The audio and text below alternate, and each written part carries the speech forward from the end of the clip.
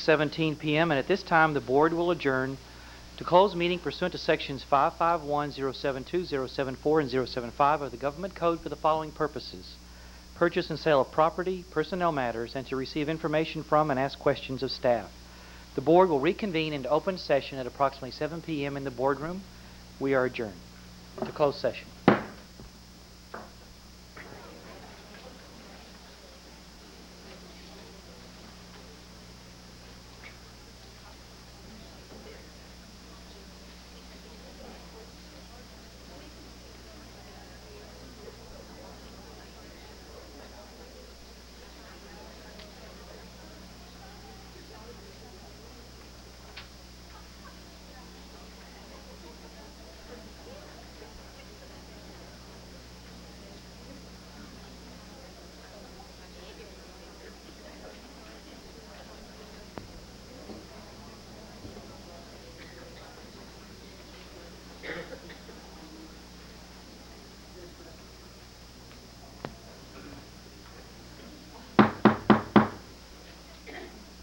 Good evening, ladies and gentlemen. I will call back to order this meeting of the Board of Trustees. We want to thank each of you who has taken the time from your schedule to be with us this evening in person or visiting with us through TCI.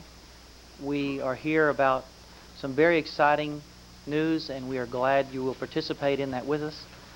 We'll begin this evening with our opening ceremony. Deputy Superintendent Jerry McCullough will lead us. Mr. McCullough.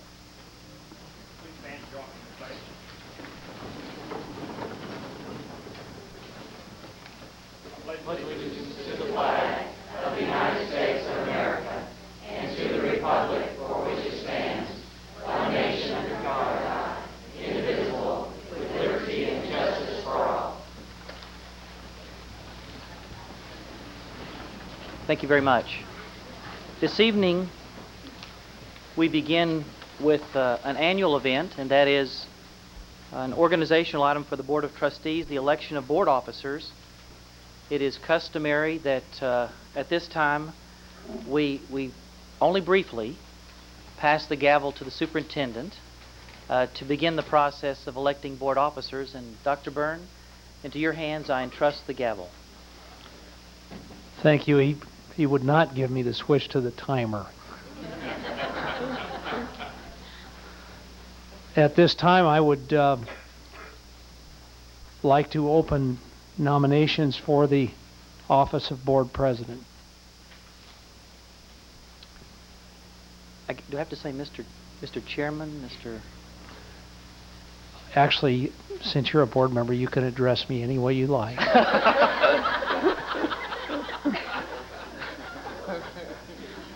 Dr. Byrne and Mac.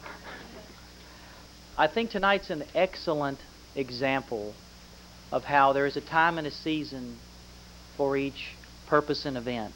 We have two wonderful, supportive associate superintendents that are leaving, Dr. Dowd and Mr. Wyndham, and they will be missed greatly.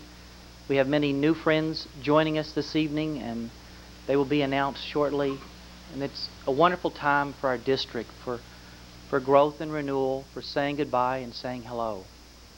At the same time, it's also a time for board members to elect officers. And my pleasure and privilege 2 years ago was to be elected president of the school board. It's something that is quite meaningful to a student of this school district to eventually be able to sit in this seat and to preside at board meetings and to speak on behalf of the board.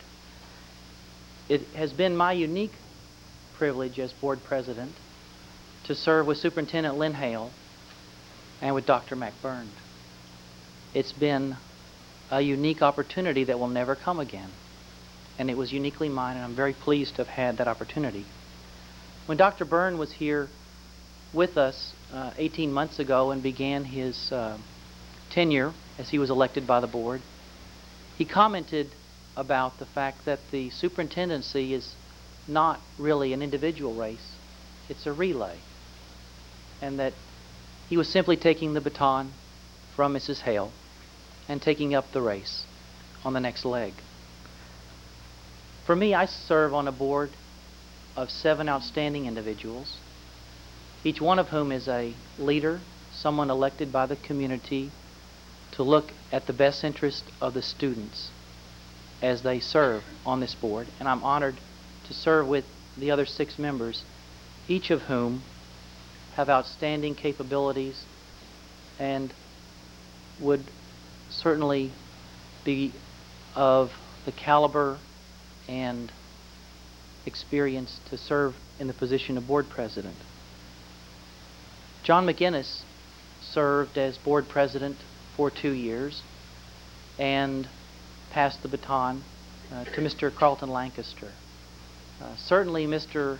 McGinnis has demonstrated that someone who has been president still may have a few words to say as past president.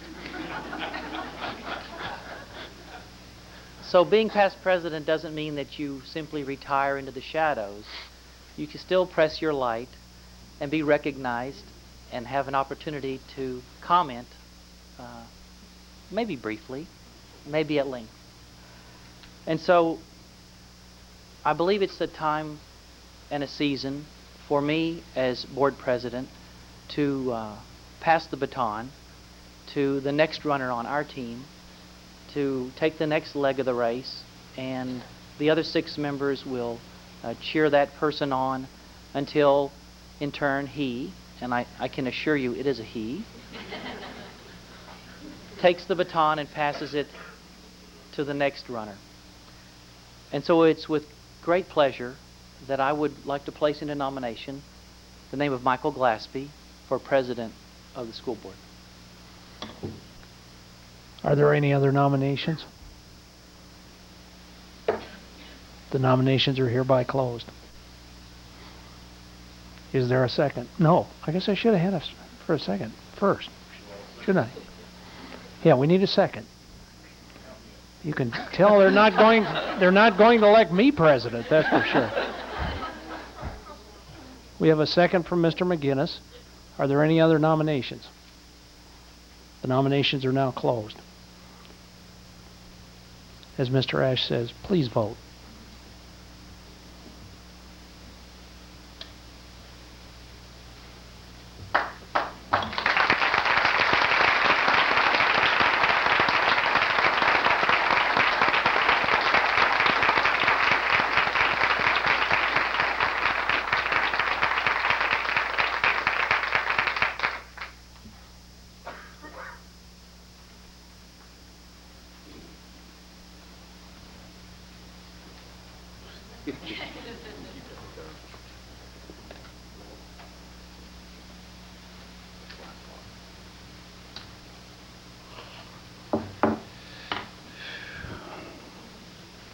First of all, I'd like to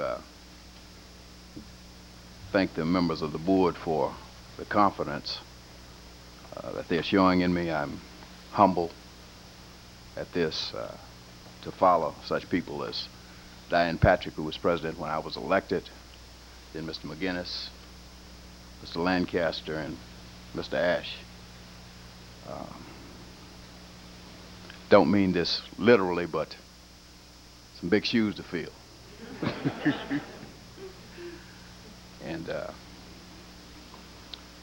it's actually kind of paradoxical that the year that we would name a high school after a Hispanic hero of Texas, and the year that for the first time in 30 years there's not a woman on the board, seems strange that I would be elected president, but as they say, I have a 13-year-old son who's sort of a philosopher in our house. And he says, oh, well, life goes on. So I really am humble, and I will do all I can to, as Mr. Asher said, grab the baton and run as far as I can with it, and carry on the wonderful work that he and Mr. Lancaster, Mr. McGinnis, and Mrs. Patrick have started. Now, yes, I got to do what you just did, right? You do.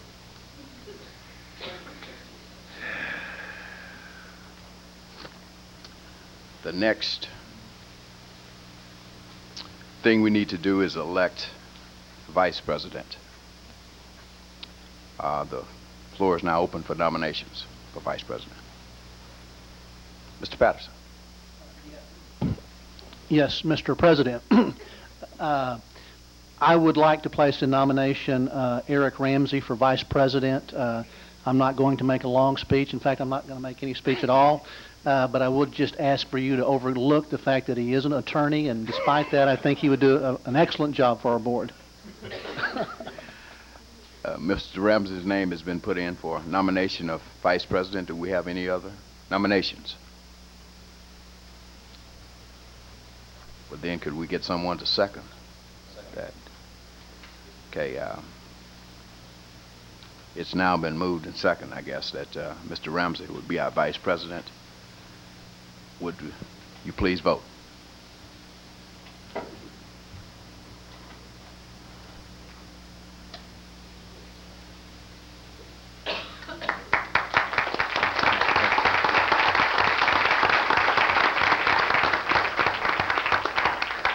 Mr. Ramsey has been elected our vice president. Would you like to say anything at this time? Or?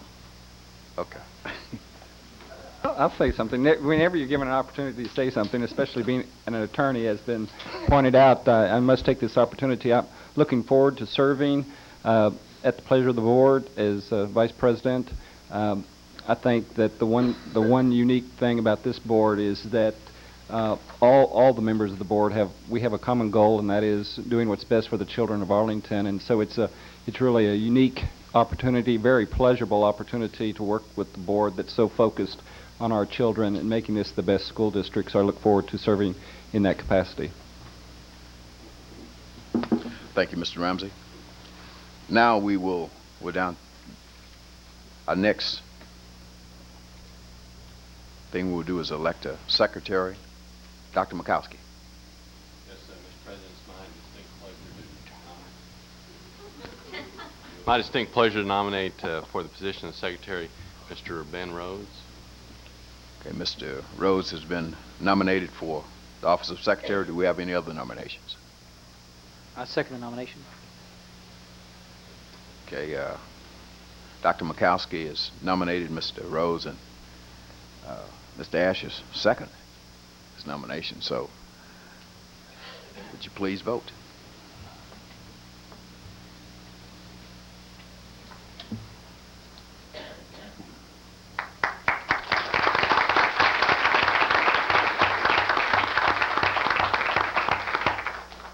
Mr. Rhodes, looks as though you have an opportunity to serve as our secretary.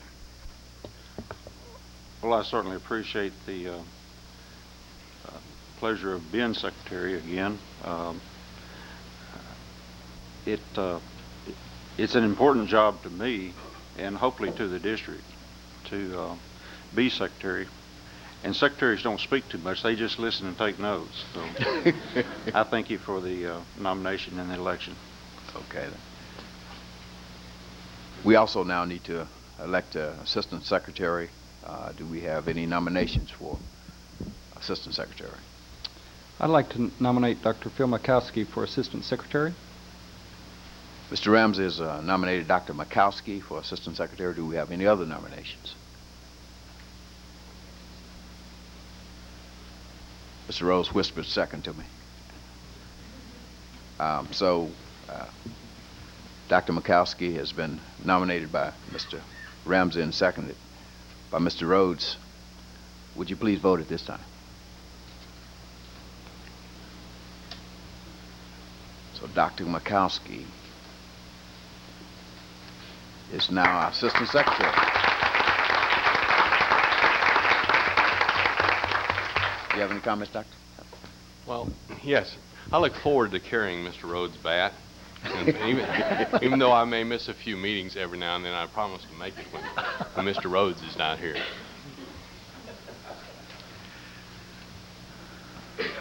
Okay, so that ends the first major element of business for the evening. The next on our agenda, we have a public hearing for before and after school child care. Dr. Nancy Bauer. will now come forward. Thank you. President Glaspie, members of the board, Superintendent Byrne, and audience. Public schools in Texas with more than 5,000 students enrolled are required to annually hold a minimum of 2 public hearings for the purpose of determining the need for and the availability of before and after school care for students in pre-kindergarten through 7th grade. We are fortunate in Arlington to have 3 local agencies, the YMCA, Arlington Youth Services, and the Boys and Girls Club of Arlington, to provide after-school care at 36 of our 44 elementary schools. Schools without the after-school service on their campus have bus pickup to the services at their centers. We also have 4 junior highs that have after-school services. They are Carter, Hutchison, Nichols, and Workman. In addition to the after-school care, 3 of our schools, Bebency, Miller, and Sherrod, have before-school care. The youth services agencies are under the umbrella of the Human Services Planners. At this time, the project director of the Arlington Human Services, Jerry Mosman, will review the current services and introduce the staff from the 3 agencies. Mr. Mosman. Thank you, Dr. Bauer. President Glaspie and members of the board, we're happy to be here to talk about after-school care for our district. The handout that you've received highlights a few of the items we want to share with you, and it's my privilege to introduce the youth-serving agencies of our community, their representatives that are here tonight. I'm Jerry Mossman. I'm with Arlington Human Service Planners. It's the United Way office here in Arlington. It's a partner with the city. And I just wanted to comment from our point of view, the statistics that you keep as a school district are very important for human service planning. They tell us which direction our community is going. So that's why I wanted to share with you those statistics of 5 years of school data showing the increase not only in population, but the increase in economically disadvantaged, the increase in limited English proficiency students, and also the increase in minority students in our. It's a good picture of where our community, where the city of Arlington and our school district is going in the years ahead. Let me introduce now the representatives from the youth serving agencies. Here from the Arlington Family YMCA is Jim Heiner. He's the president and CEO. And then Nathan Brown, their child care manager, is here with us. From Arlington Youth Services, Susan Vitritas, their executive director, is sick this evening, and Lisa Sanchez, their director of Children's Services, is out of town. So their assistant director of Children's Services, we're happy to have her. It's Tavina Barnett. Tavina. And then from Boys and Girls Club, their executive director, Don Cromer, is here. And also Richard Burkle, who's their resource development director, is here. And I'm going to invite Don to comment about and answer any questions that you may have about the statistics about the number of children in both elementary school and in junior high school after school care. So Don. Thank you, Jerry. It's my pleasure to be here. I think the report that you have been provided pretty well speaks for itself. You will notice that in the comparative data from the 1997-98 school year and the 98-99 that we increased significantly the number of children that we served, the number of days of care that we served, and the days of, the days of care. We have been able to keep up with the expansion of the school district, and as new elementary schools come online, we have an agency ready to develop a program there if the school has the desire and the need, and that, of course, is why our program is growing. I would like just briefly to mention the junior high school programs. These are prospering well. And as Dr. Nancy indicated, we have 4 of those in operation now. Some of them are cooperative endeavors, others are single agencies. Most of them we're getting about 50 or more kids per day. They seem to be getting more popular, and we're getting more kids in the 2 years that they have been operating. One thing we find in the junior high schools is that's going to limit our participation is that such a high percentage of those children are bused in, and by running an after-school program, we're pretty much looking at the kids from the neighborhood right around the junior high school, because there is not busing at 7 o'clock at night. So our programs are prospering. We're serving more and more children, more and more families, and of course our services seem to improve year after year. Are there any questions that you might have? Okay, thank you very much. Before you, Mr. Crowell, before you, I wanted to see if any board members have any questions. Mr. McGinnis. I missed the button. I've never been known to miss the button before. The request to speak button, at least, not that one. I noticed that Goodman students are transported to Amos, and I'm not sure if I'm checking everything right here, but are the Morton students bused somewhere as well? Do we know that? Morton go to Amos too. They go to Amos, so Morton and Goodman, but all right. I just want to make sure because it didn't seem to make any sense there. Okay. I have a question. Mr. Ramsey. I was just looking at last year's compared to this year's, and I noticed the only change was that Wimbish dropped off. Is there just not enough participation there, or are they going somewhere else? Jim, is that one of your sites? That was a Wimbish? YMCA site last year.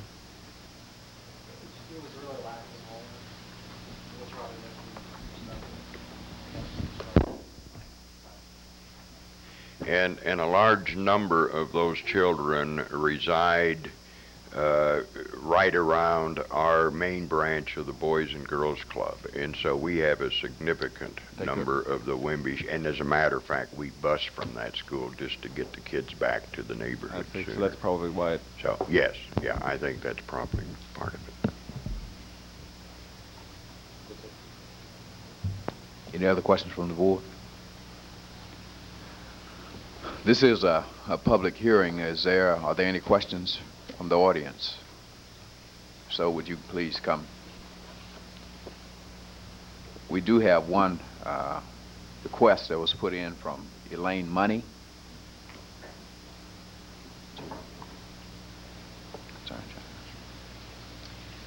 Mr. President, as a parent who uses the YMCA after school care, first of all, I would like to commend the school district, the principal, and the YMCA, who is my aftercare provider. I know my little girl is on site. She's not missing a bus.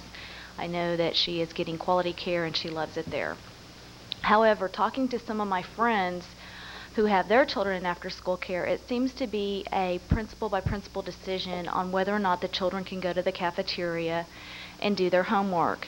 My little girl uses her homework time, which really improves her homework time. If she has questions, there's someone there who can answer it. She's getting ready to be in more intense math programs, which I'm awful at math. I know I couldn't answer math questions. She is able to read her library books, but she can't go into the library on site either, and that's a principal by principal decision, as is the computer labs. I think that we are seeing more and more economically disadvantaged and ESL students in the after-school program. It seems that would be a perfect time to help these children with their homework, with their reading, with their computers, and improving their TOS scores while they are there. Because if we work with them while they're there, we already have someone there to help them, and I feel that would really improve their TOS scores. However, doing their homework on the gym floor it's not really conducive to doing a lot of homework. And I feel that if they could get into the cafeteria, they would be able to do a lot more homework. If they would have even limited access to the library, I think they would, read more books. I know that at Swift, the YMCA provides books, but those kids probably have read every one of those books several times by the time you get to Christmas. And they would really have a lot more impact if we could get them into that library or into the computer labs. Thank you. Thank you for your comments.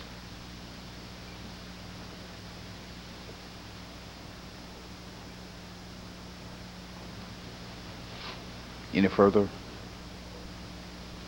comments you'd like to make? Or any conclusions? Well, thank you very much for the information. Thank you, Mr. Mossman, and Dr. Bauer, Mr. Cromer. Appreciate you coming in. We look forward to continue to take advantage of this wonderful service that's offered for our children. The public hearing is now closed. The next item on our agenda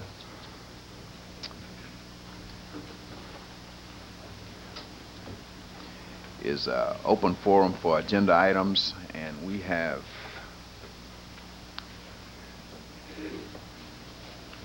three cards have been submitted.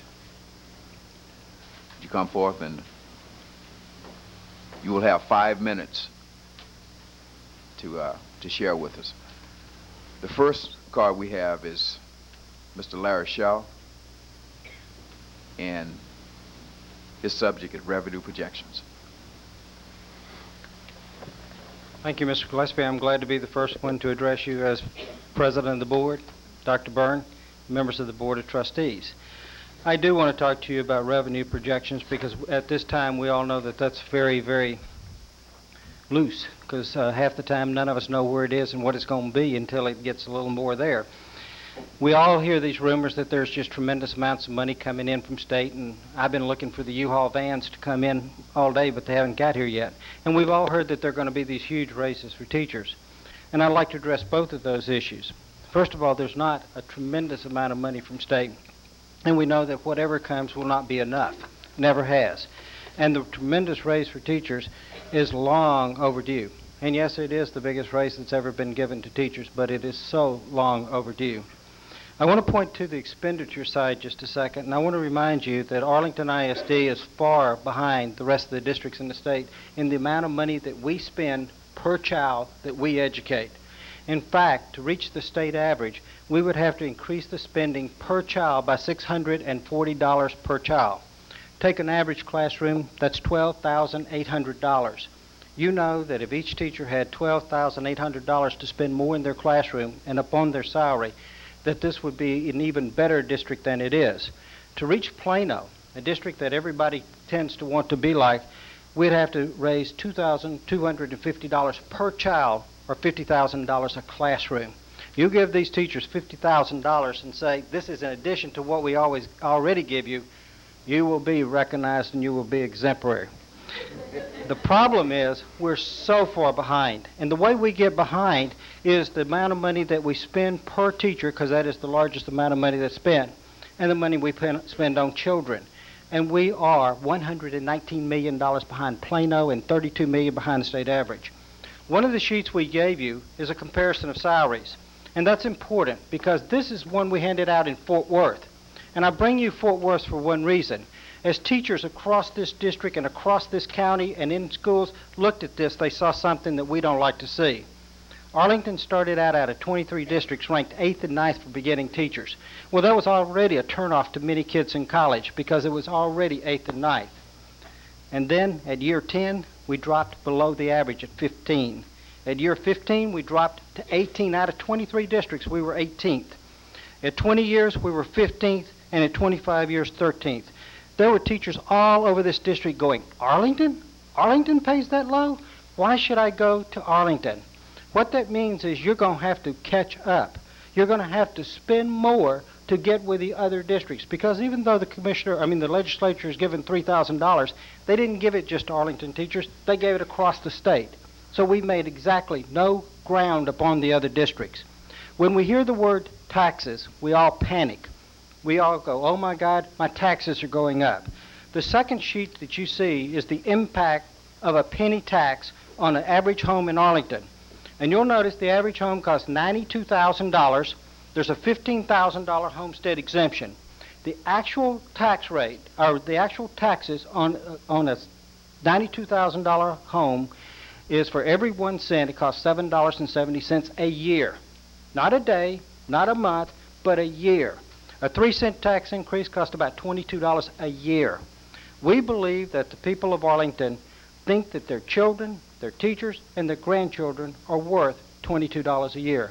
I want you to keep that in mind because as we start talking about taxes and going up and down, each penny is less than $8 a year. Now, it's time to catch up.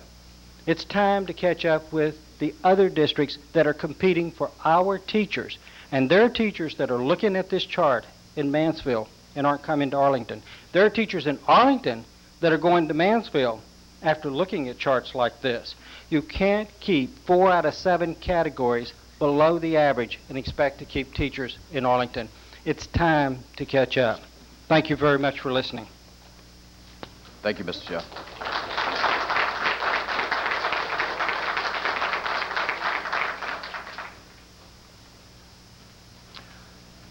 The next speaker we have for, who's turning the card for open forum agenda items, is Linda Rosenberry on underage drinking.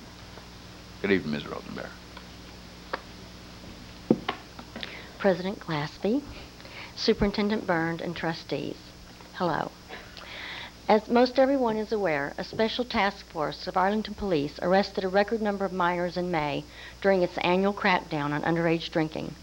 This special task force, called Busting Underage Drinking, arrested 75 minors on charges ranging from minor in possession to alcohol consumption by a minor and also driving under the influence. According to the Special Operation Commander, Lieutenant Mitchell, as quoted in the Arlington Morning News, the message we want to send is that we won't tolerate underage drinking in Arlington. We do have zero tolerance here. The Arlington Star-Telegram quoted Chief Police Theron Bowman as saying, "It confirms that we have a significant problem with underage drinking and possession of alcohol by minors." In the same article, former Police Chief David Kunkel stated, "We tried to set the tone at the end of the school year by having an aggressive approach to underage drinking. Those problems declined dramatically when word got out to the kids that we were arresting people." Chief Bowman concluded the interview by saying, "We will continue to engage in our educational efforts on alcohol issues, but our best line of defense has to be an actively involved corps of parents and other groups that have contact with kids." I appreciate so much former Mayor Richard Green's comments in the Arlington Star-Telegram, April 14th. The title of the commentary was, "Penalties for Off-Campus Behavior. Welcome to the Real World." He stated that most people agree that the duty of the public school system is to prepare students for real life in the real world. He noted that the Arlington Police Department, the City of Arlington, the Texas Department of Public Safety, and even private sector employees such as the Arlington Star-Telegram and a large local bank write their policies so as to reserve the right to discipline their employees for misbehavior in their private lives. According to former Mayor Green, the large bank in Arlington has rules for off-the-job employee conduct that include drunken behavior as sufficient reason to impose sanctions. I believe that many citizens have not understood the definition of minor in possession. It means that a minor has been found to be in the care, custody, or control of an illegal substance. That substance can be alcohol or any other illegal drug. The issuance of an MIP doesn't mean that the minor is being cited for the consumption of alcohol or the actual use of an illegal drug. It does mean that the minor was in close and illegal proximity of an illegal substance, and accordingly, possession can be presumed. Since a minor in possession citation is different from a citation for consumption of alcohol by a minor, it's hardly issued to an individual by mistake. Green's suggestion for parents who believe that it is inevitable or for some perverse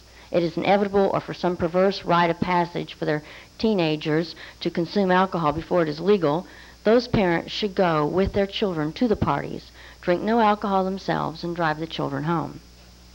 Certainly, it is not unreasonable to expect students who have been granted the privilege of participation in expensive, tax-funded, extracurricular activities to be law-abiding citizens. It is, in fact, the duty of the district to children, society, and taxpayers, some who may have never had children and some whose children are grown, to expect honorable, upright, and legal behavior in return for the thousands upon thousands of dollars spent on extracurricular activities. It is the opinion of some that if extracurricular activities can't be used for the benefit of all society by requiring minimum compliance with the law, then perhaps these activities really are extra. And valuable, hard-earned tax dollars could be spent in other areas of greater need than extracurricular activities. I implore you, trustees and administration, that in the months ahead you would not weaken the present AISD drug and alcohol policy, but along with Richard Green, I would recommend that you ought to make it tougher. I ask that you, at the very least, request monthly the list of names of those who receive alcohol and other drug-related citations.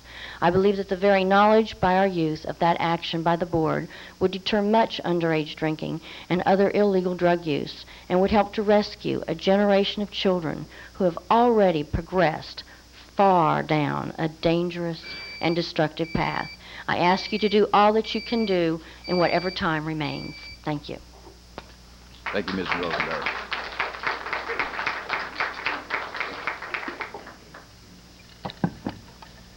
The buzzer reminded me that I did make note of the fact that we have 5 minutes to speak on agenda items. Our next speaker is Roger Dufresne on student code. Good evening, Mr. Dufresne.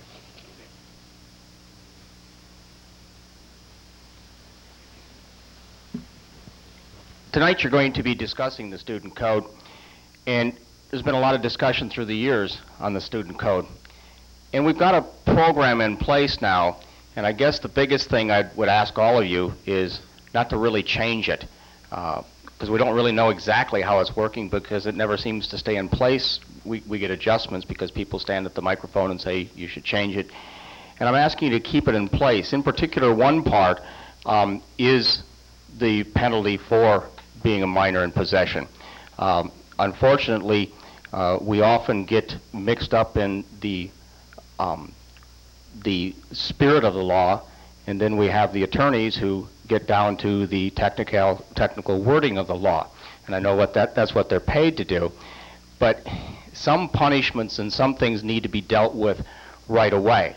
I know that Mr. Patterson feels that they should be found guilty first, but the problem is that can often delay the process. So by the time the whole process is all over with, the punishment factor somewhat doesn't exist anymore. And all of us standing here as parents, I certainly have through the years have disciplined my children repeatedly, and if I would have had to wait the 6 to 8 weeks that we would have gone through a formal trial process, they wouldn't have known what they were getting punished for at that point in time. So I think we have, in general, we have a good code. A lot of people have spent a lot of time working on that code, and I would ask all of you to strongly consider basically leaving the code based on the committee that's reported back to you, pretty much leave it in place. And when you look at the students that have been picked up for drinking, we'll read where there's maybe it was 100 at the party, but only maybe 8 or 9 actually got arrested because those 8 or 9 were physically seen with something in their hands by the police officers that came. It's not like they went in and just automatically arrested all 100 kids. So let's not put a delaying process in. Let's put a process in there that says that the kids know that if they have it in their hands, if they near it, there could be consequences, and those consequences are going to come quickly, not after dad has gone out, and no disrespect to the wonderful attorneys on this board, but after dad or mom has gone out and hired an attorney to start a delay process that may last through the entire football season, and at the end of the football season they said, boy, you were wrong, and now you can't play football. And he said, well, the season's over, so it doesn't matter anymore. So you got a good code. You may have some flaws in it, but let's let it work for a while before we start making corrections. Thank you very much. Thank you, Mr. Frank.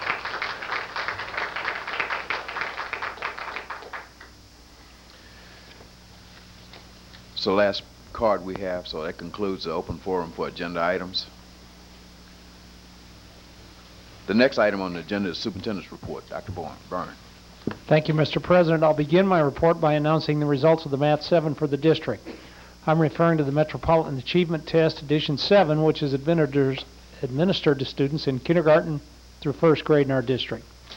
It is a norm reference test widely used across the United States. It is used in the state's comparison studies. This year we ranked in the 47th national percentile in kindergarten pre-reading comprehension of the exam, in the 57th percentile in the reading comprehension section in the first grade, and the 52nd percentile for reading in second grade. Bilingual students achieve very similar results on the Spanish version of the test known as Aprenda 2. We administer the Mat 7 for two purposes: to comply with the state's Reading Initiative program and to diagnose individual student strengths and weaknesses before grade 3 TOS administration. Now I'd like to tell you about some important recognition that two of our teachers have received. I've had a couple occasions to brag about teacher Jane Borland of Lamar High School before tonight, and I'm happy today to say she has grabbed the spotlight again. Jane has been named a state-level finalist for the 1999 Presidential Awards for Excellence in Mathematics and Science Teaching. She will receive a commendation from the State Board of Education at a ceremony next month.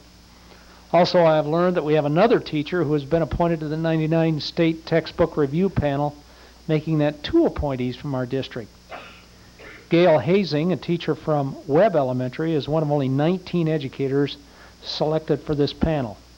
It'll be charged with evaluating the material of the 99 first through fifth grade science curriculum adoption. I'm happy to announce that one of our students has required a little bit of immortality for herself as an artist. Michelle Velasquez of Shackleford Junior High was chosen as the official T-shirt artist for Arlington's annual 4th of July parade. Two AISD students, Chris Roeder and Heather Crandall of Barnett Junior High, were named as runners-up in the Parade Association's T-shirt art contest. I'd like to end my report by telling you about Bowie High School teacher Dwight Moore. I believe Dwight is here.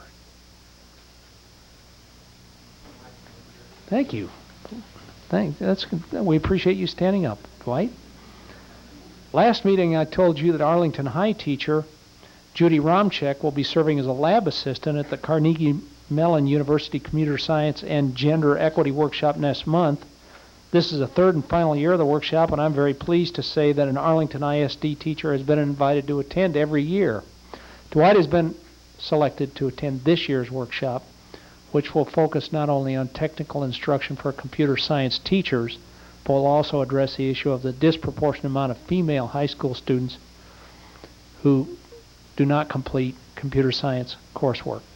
Dwight will be only one of 80 teachers from across the United States to attend this event. Professional activities that Dwight and other teachers like him participate in are a key component to Arlington ISD's educational quality in action. Dwight, we're really glad you could be here tonight to be recognized. We're very, very proud of you being selected for this important program. Thank you very much.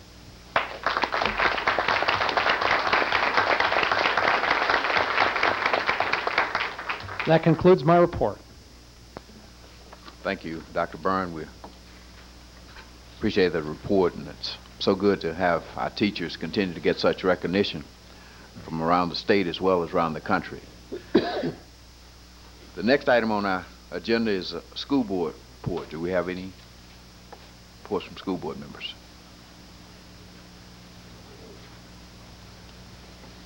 Mr. Patterson. Mr. President, I would like to report that Trustee McCoskey and I attended the Sports Zone Award banquet. Was it a couple of weeks ago, Phil, now? 2 weeks? It was last week. And it was a celebration of time does fly. It was a celebration of local athletes, and I wish we had brought our program to give some of those kids the recognition here that they received there. But it was a great event, and certainly thank the Star-Telegram for putting it on. Thank you, Mr. Patterson, for representing us, and Dr. Bukowski. Anyone else? Okay, the next item on our agenda is a section where we focus on action items. The first item we will consider this evening is appointment of Associate Superintendent for Instruction. Dr. Byrne. It is our recommendation that the board approve the appointment of the applicant for the Associate Superintendent Instruction as discussed in the executive session. Dr. Murren has made a recommendation that we appoint who was discussed in executive session. Do we have a Move approval. Second. well, motion by Mr. Rhodes, second by Mr. Ash, that the person discussed in executive session be appointed Associate Superintendent of Instruction. Do we have any questions? No question. Would you please vote at this time?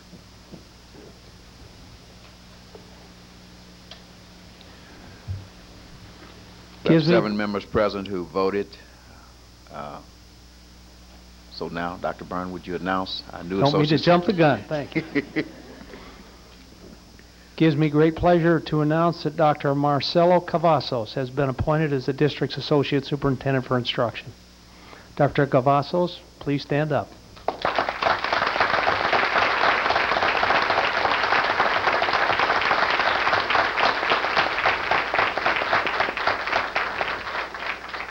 Dr. Cavazos will succeed Bob Wyndham, who recently resigned to an accepted administrative position in Carroll ISD. As Associate Superintendent, Marcelo will assist the Superintendent in planning, coordinating, and implementing and evaluating the instructional program for the district. He's originally from San Benito, Texas. Marcelo, you should keep standing up while we talk about you. He just completed the Cooperative Superintendency Program Doctoral Fellowship at the University of Texas at Austin. While completing his postgraduate studies, he has been working in the Texas Education Agency in the Division of School Finance and Support. Prior to his selection as a fellow at UT Austin, Marcelo served as a in a district-wide administrative capacity as associate advisor in the San Benito Consolidated ISD. His duties there involve providing instructional support to elementary and secondary campuses and supervising a team of instructional coaches. His previous experience includes a secondary language arts supervisory position in the Mercedes ISD, an English and government teaching post in the McAllen ISD, and an English teaching post in the Mission Consolidated ISD. He graduated summa cum laude from the University of Texas Pan American with a bachelor's degree in English and political science in 1990. He's earned a master's degree from the University of Texas Pan American in 1992 and his doctorate from UT Austin. And as a matter of fact, he just completed his orals earlier this week, so it's been quite a week for him. Welcome to our district, Marcelo.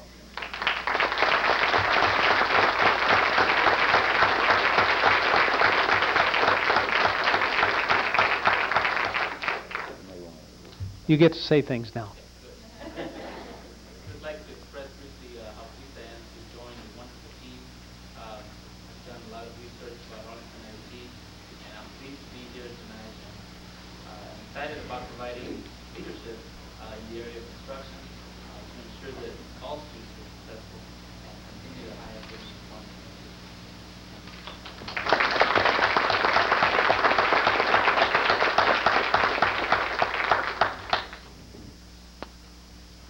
The next action item is the appointment of Associate Superintendent for Finance. Dr. Byrne. The administration recommends the board approve the appointment of the applicant for Associate Superintendent for Finance as discussed in executive session. Superintendent has recommended that we approve the person discussed in executive session.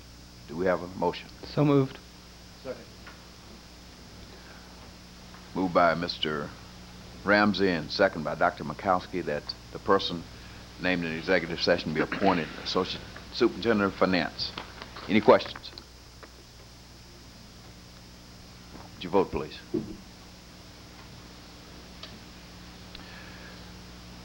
Everybody's present. Everybody voted to the affirmative, so we have a new, why don't you announce our new Associate Superintendent of Finance? I'm happy to announce that Steve Brown has been appointed as the district's Associate Superintendent for Finance.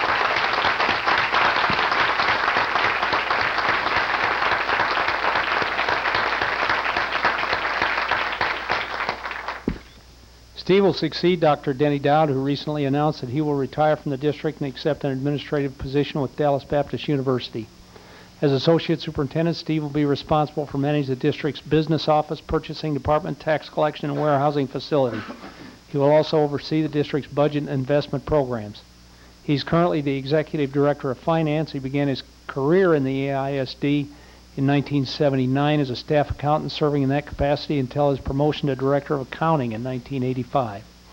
As Director of Finance, he was responsible for the district's purchasing, budget, and cash management, accounting, accounts payable, and payroll departments. He's a graduate of the University of Texas at Arlington.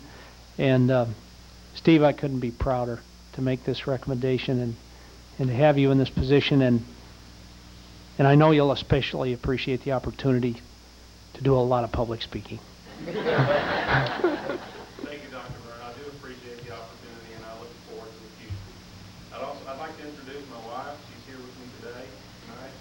She should stand up, Steve. My wife, Kathy, my daughter, Stephanie, You should stand up, yeah. my son, Michael, and I have another son, Matt, who's working tonight. He has a job. Thank you very much.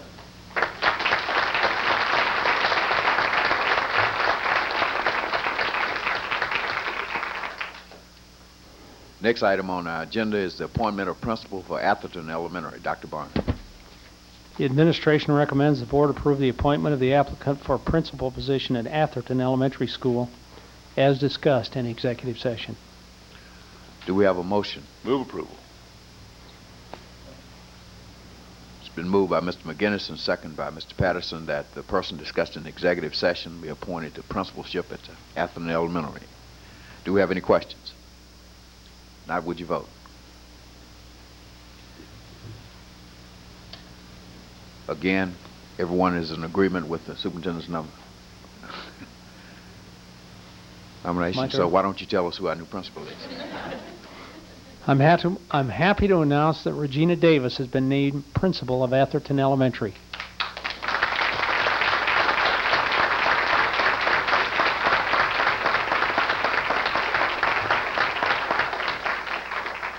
She served as an educational specialist and assistant principal at Carter Junior High since 1997. She is a 20-year veteran educator who worked in the Corsicana ISD as a teacher, counselor, program coordinator, and assistant principal from 1979 to 1997. She attended the Texas Women's University, where she earned a bachelor's degree in elementary education in 1979. She has a master's in education from the University of Texas at Tyler in 1987. Regina, we're very, very proud to be able to confer this appointment on you, and we really expect wonderful things. I appreciate the vote of confidence on behalf of the board and the committee and all the interviews. This is a wonderful place to work, and it is a place to work. There's a lot to be done. I look forward to the challenge. I look forward to working with the wonderful staff that I know is working there now. And eager to learn children. I'd like to introduce my family and friends that have come with me tonight, if I may. Veronica Wilbur, my friend for life. Veronica's been with me since kindergarten, and I appreciate her. I found her out again. She's been a resident of Arlington for some 20-some odd years.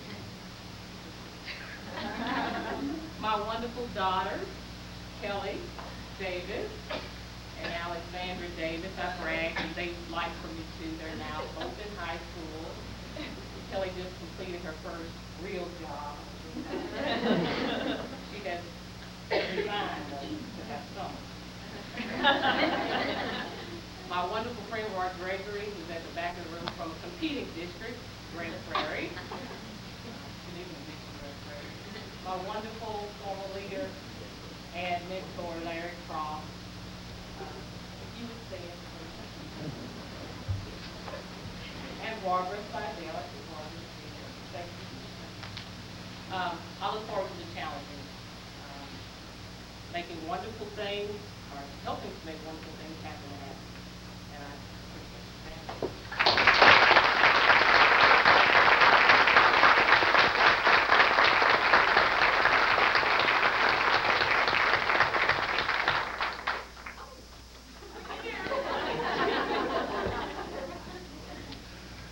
Our next agenda item is the appointment of principal for Miller Elementary. Dr. Byrne. The administration recommends the board approve the appointment of the applicant for a principal's position at Miller Elementary as discussed in executive session.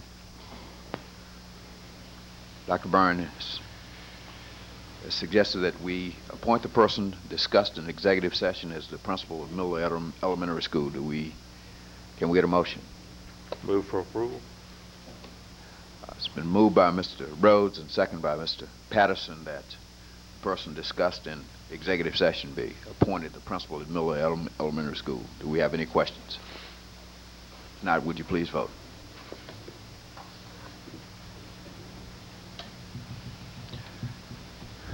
Again, we have everyone in agreement with Dr. Burns' nomination, so would you now share with us who the new principal of Miller is?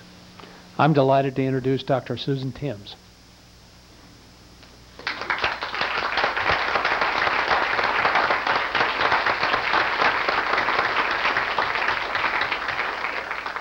Susan has been an educator for 23 years, serving most recently as principal of Merrifield Elementary in Duncanville, Texas.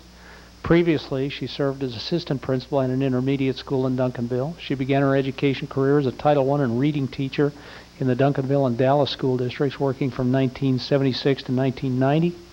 She's attended Texas Tech University, where she earned a bachelor's degree in education in 1975. She completed her graduate studies at Texas Women's University, earning a master's degree in early childhood education in 1988 and a doctoral degree in early childhood education in 1993. Susan, we're just so glad that you took the step of coming to our district. Welcome aboard. We're very delighted to have you here. I'm thrilled to be here and understand and being the outsider coming in, I'm looking forward to meeting a lot of new faces and meeting a lot of people and working as a team so that our thank you. Thank you much.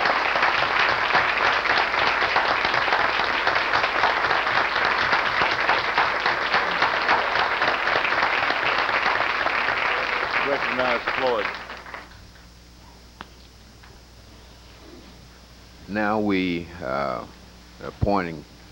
need to appoint an assistant principal for Owsley Junior High School, Dr. Burns. We're recommending that the board approve the appointment of the applicant for assistant principal in Owsley Junior High School as discussed in the executive session. Could we get a motion to support? Move approval. Second. It's been moved by Mr. McGinnis and seconded by Mr. Ramsey that the Dr. Burns' recommendation be approved as principal of assistant principal of Owsley Junior High School. Do we have any questions? If not, would you please vote?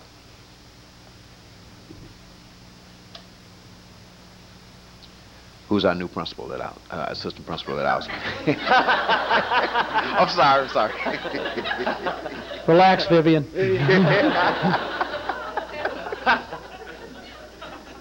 I'm delighted to announce that Venetia Sneed has been named assistant principal at Owsley Junior High School.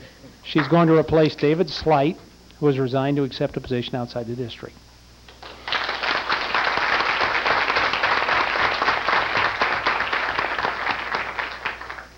Venetia served last school year as the assistant principal at Halton Middle School in Birdville ISD. She was employed at Haltom Middle School and Haltom High School as a computer science teacher and adult educator from 1987 to 1998. She received a bachelor's degree in business administration from the University of Texas at El Paso in 1981 and a master's degree in education from the University of Texas at Arlington in 1998. Glad to have you aboard, Venetia. I'm extremely excited about being here and looking forward to working at Owsley Junior High. And I brought with me my husband, who's Daryl Sneed, and he's the principal at Mansfield, and our daughter, Jalynn Sneed. She's going to be in the 3rd grade. And our 2 sons are out of town visiting Grandma for a couple of weeks, so they're not here. And I do want to thank a good friend of mine, Mona Bacon, for coming out. And these people kind of had to come. But I want to thank these Owsley fellow co-workers who chose to come. I'm looking forward to working with you. Thank you.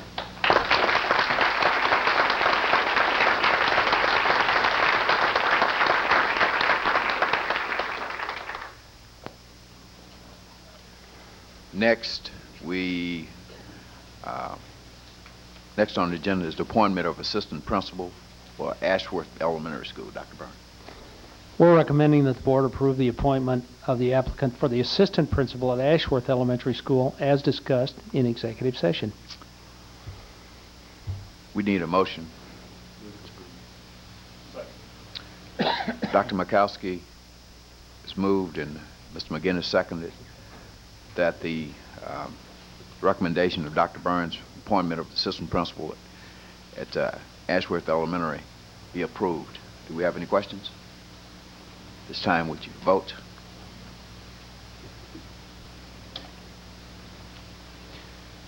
Would you introduce the new assistant principal at Ashworth? I'm happy to announce that Mary Helen Burnett has been appointed as assistant principal at Ashworth Elementary.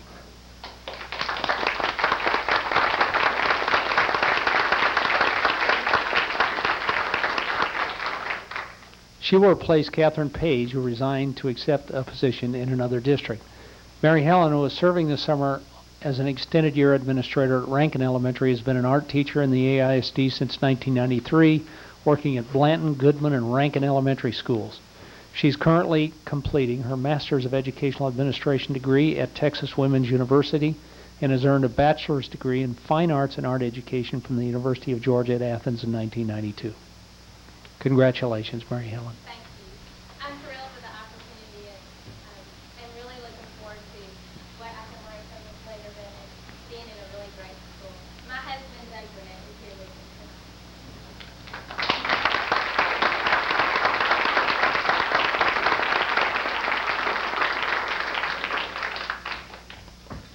And our final appointment for the evening is the assistant principal for Foster Elementary. Dr. Byrne?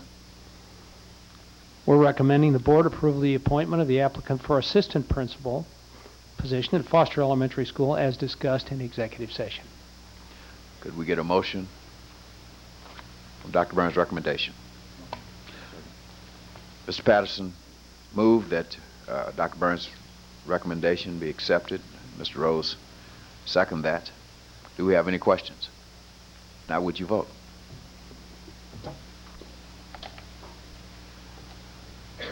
Would you introduce the new assistant principal for Foster Elementary, Dr. Byrne? I'm pleased to announce that Deanna McClellan has been named assistant principal of Foster Elementary.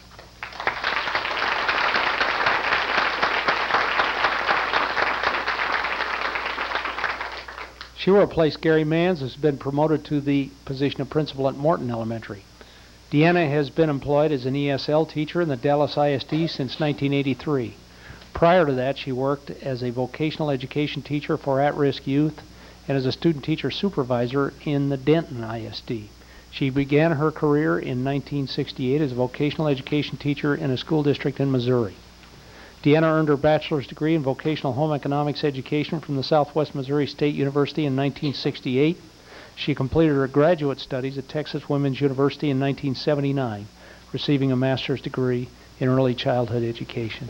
Congratulations, Deanna. We're very glad to have you in our school district and at Foster. I'm very glad to be here, and I'm looking forward to working at Foster Elementary. I thank you for supporting me. I'd like to introduce my husband, William McClellan, and also I want to thank my two friends, Madonna Kennedy and Sarah Coulter, who have kind of been with me through looking for a job and helping me be a part of all of this. Thank you very much.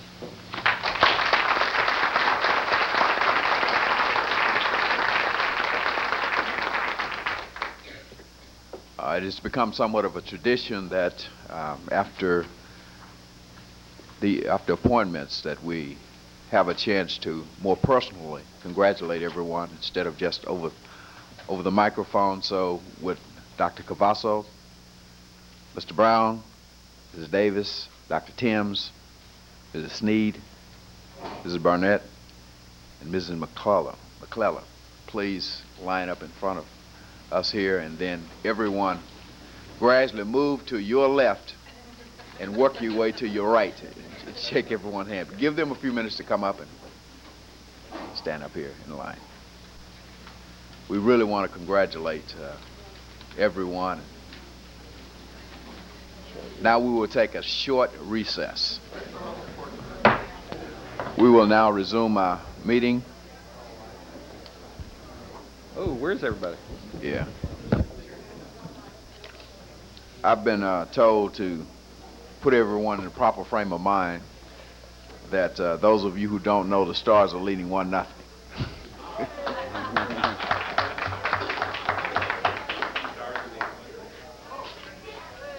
Do we get double pay tonight? The next item on our agenda is consider approval of the Student Code of Conduct. Dr. Byrne. The Code of Conduct is brought to the board as an annual event. The code was reviewed by our Code of Conduct Committee. This group was introduced to the board at its previous meeting, and the board now has had the code for a sufficient period of time to be able to carefully review it and consider the changes that have been made in it.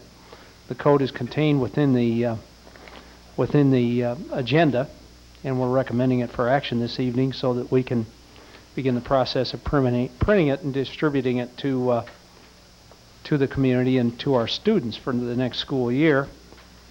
Mr. McCullough certainly can answer any questions the board might have about the code, and it is recommended for your approval at this time.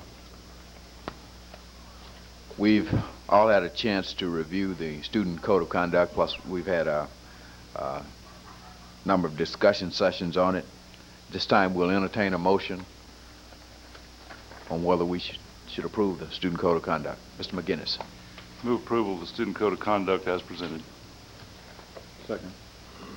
It's been moved by Mr. McGinnis and second by Mr. Rhodes that the Student Code of Conduct be approved as presented. Do we have any questions? Mr. Patterson. Mr. President, not so much a question as, and help me with my Robert Rules of Order, I'd like to talk for just a couple of minutes, and then I would like to propose an amendment, if that's proper, to the Code of Conduct. And let me just, I don't want to be misunderstood. I certainly support the Code of Conduct. I certainly support the alcohol policy. Unfortunately, we need the alcohol policy. But what I would like to do is, and I appreciate the committee's efforts in doing what they did and making the revisions, and I would like to offer just a small tweaking of it that I think would make it a kinder, more gentler, and plugging in a little bit of due process into the phase before we initiate the punishment. And the reason I struggle so much with it is, I guess, the MIP citation more than the rest of it. The other citations, when an officer issues a citation for intoxication, for consumption, for DWIs, there's some, he sees it, he observes the violation.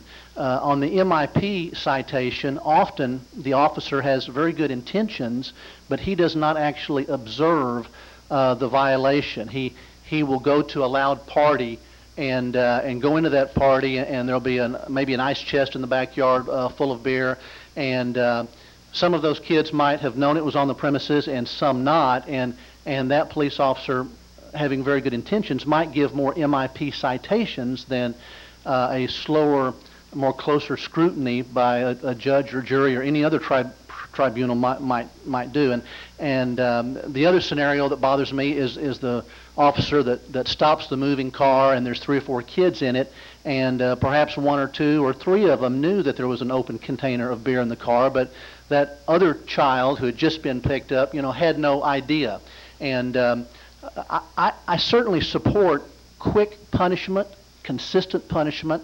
I certainly support quick rehabilitation, but I would like to slow down and be less quick to judge. And the way we have it set up now, to where there's an immediate suspension of privileges, I think too often might trap some children that aren't innocent of anything, or are not guilty of anything. Now, I certainly don't suggest that we wait until any sort of final adjudication by the legal process. I understand how long that could take. But I would like to see us postpone for a small period of time the implementation of those penalties, the suspension of those privileges, until that student and his mother or parent and/or representative exhaust our own administrative appeals, levels 1 through 4. I have some language I'd like to read to you that I think would give a student that flexibility and that opportunity, but at the same time put a cap on how much time we're going to delay the whole process. So this is not necessarily a motion right now. I'm just going to read the language. And I would propose it to be inserted on page 58 right after level 4 and have it entitled Extracurricular Privileges Pending Administrative Appeal.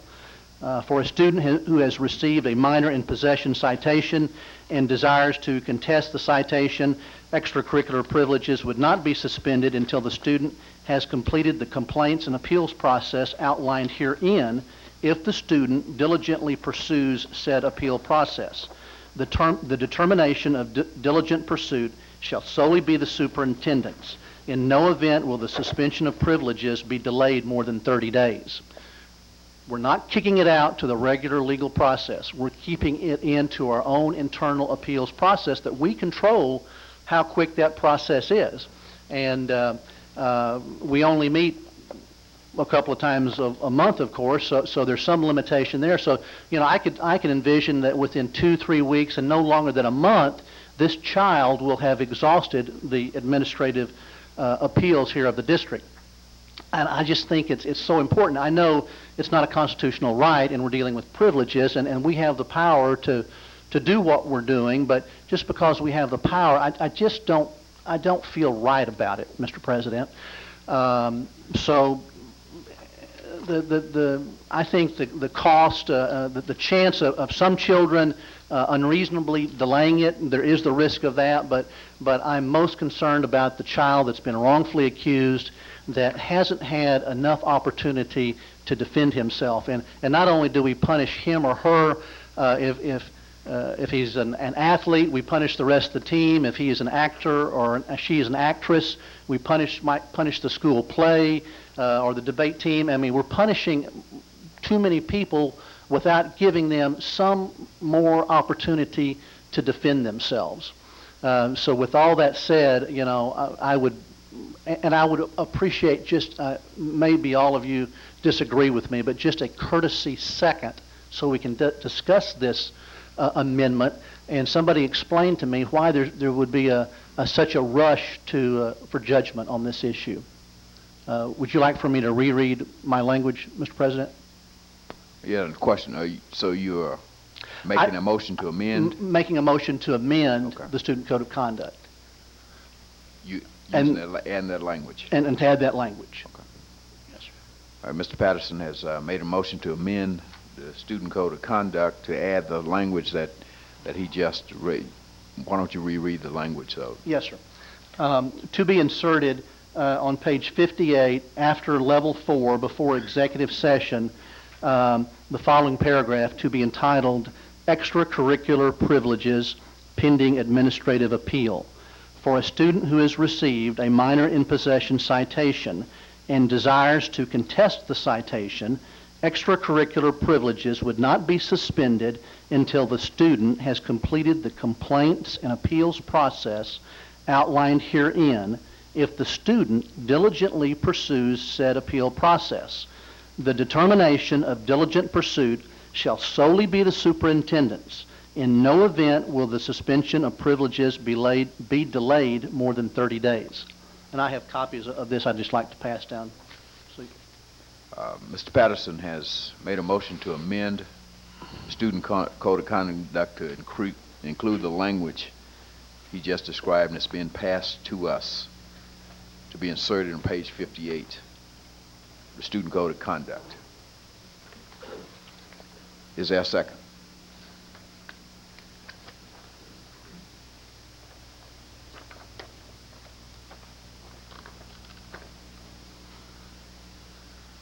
Mr. Mikowski? Dr. Mikowski, I'm sorry.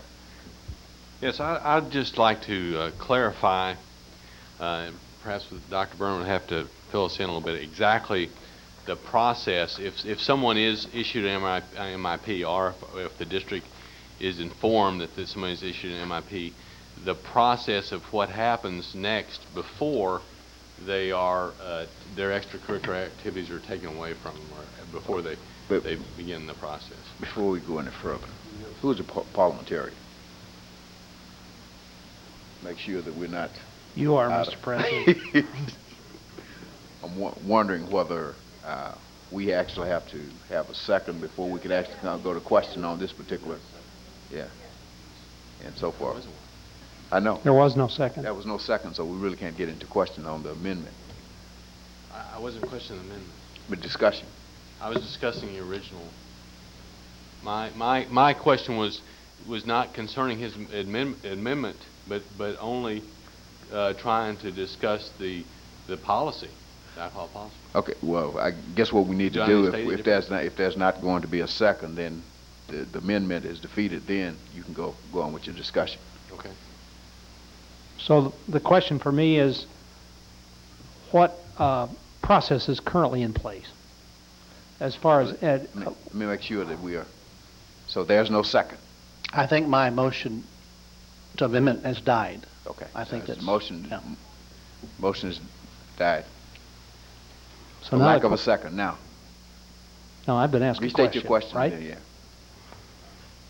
And let me state what I think the question is, and you can tell me if it's wrong. Okay.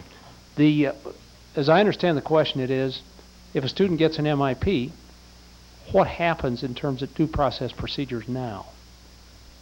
Well, in other words, what takes place before extracurricular activities are suspended? Well, the student who receives an MIP, here's the first thing that has to happen is the school district has to have knowledge of it in some way or another. When the school district has knowledge of the MIP, the student is called in and given a hearing by an administrator at the school.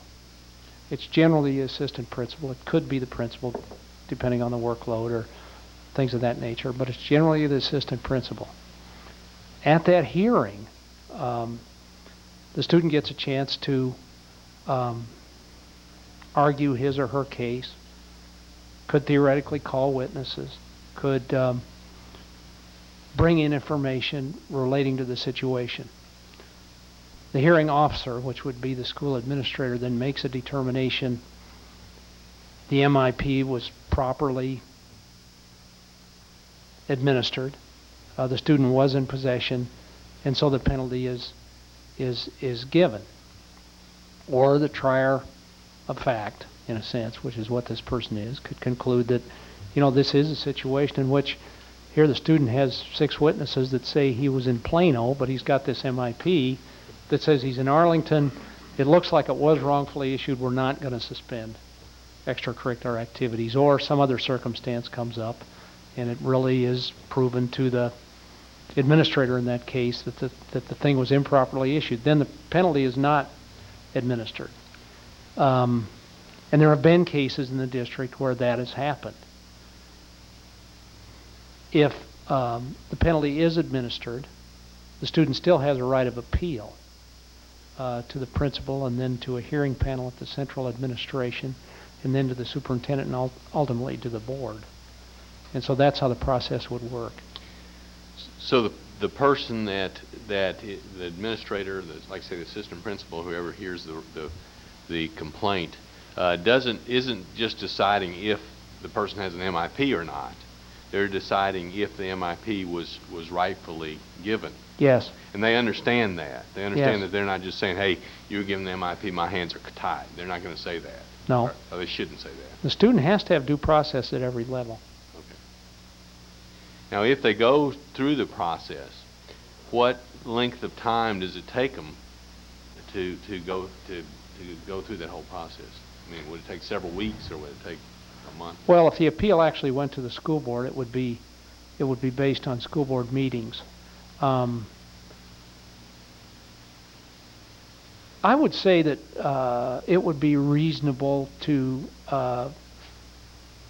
say that a student could get to me with an appeal within 2 weeks. And also, if anyone at any time during that period of time, if the people go through the legal process and the MIP is dropped, the person is automatically immediately back in the extracurricular activity. If the MIP is dismissed, Correct. then, and we've checked with our attorneys and considered this question carefully, if the MIP is dismissed by the issuing agency, there was no MIP. And so we immediately place the student back in activities.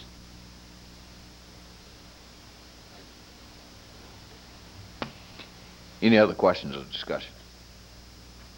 Okay, we have a motion to approve the student code of conduct.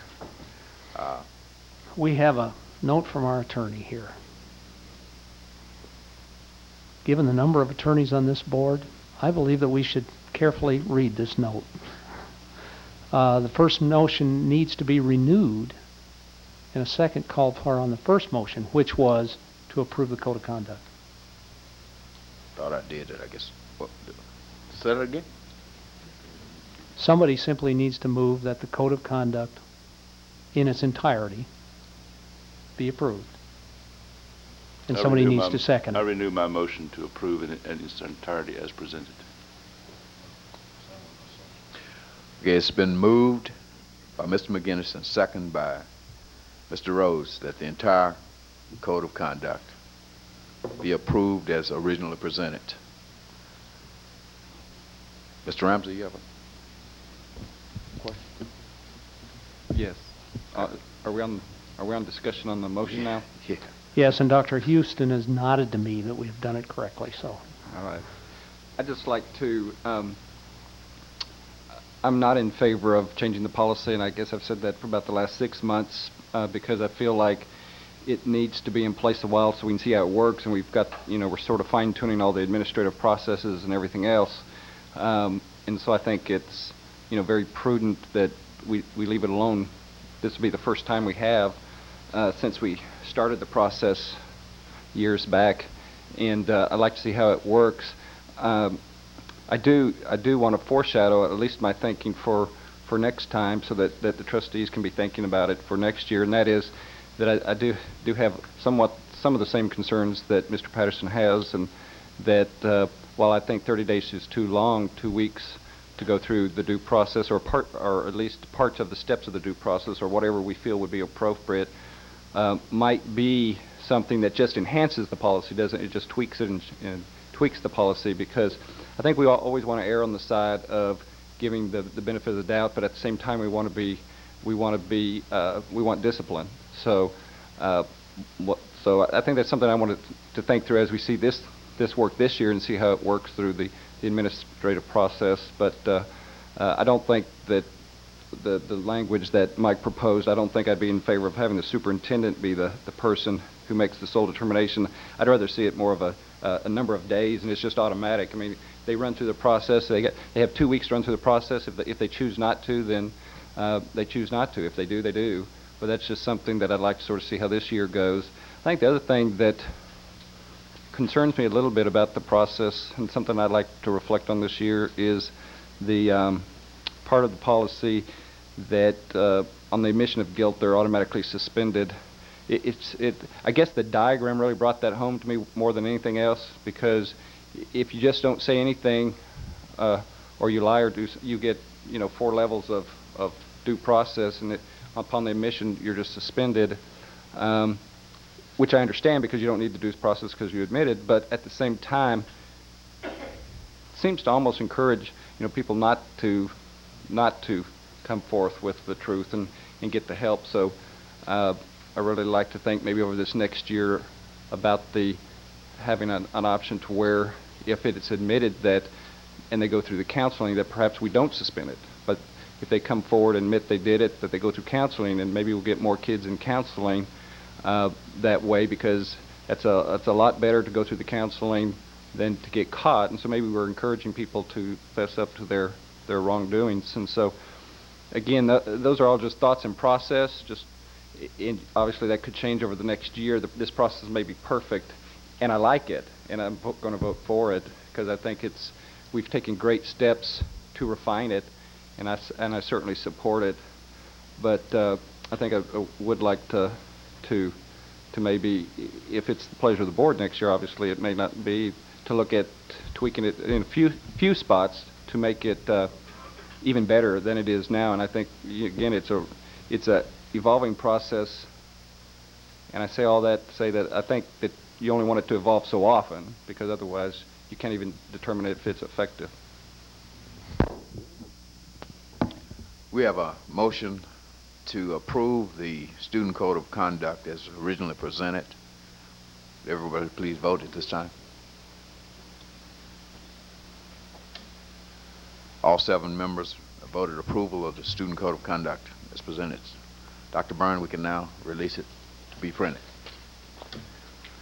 The next item on our agenda is to consider nomination to fill a position on the Texas Association of School Board of Trustees. Mr. McGinnis. When I was tabbed to become the president-elect of Texas Association of School Boards last year, our automatic seat, by virtue of being a large school district in Texas, was vacated, and we acted then to appoint our president, Mr. Ash, to that role. And Mr. Ash dutifully went and participated in his induction and indoctrination and such. And in fact, the very first day he was there, he was sitting in on committee meetings, and everybody's looking around saying, "Who is this person?" And he was commenting and contributing, and they began to say, "Well, whoever he is, we want him to stay around because he's a very effective spokesperson for public education, understands what is going on, and has a knowledge of the rules and the laws, and a very logical sense about decision making."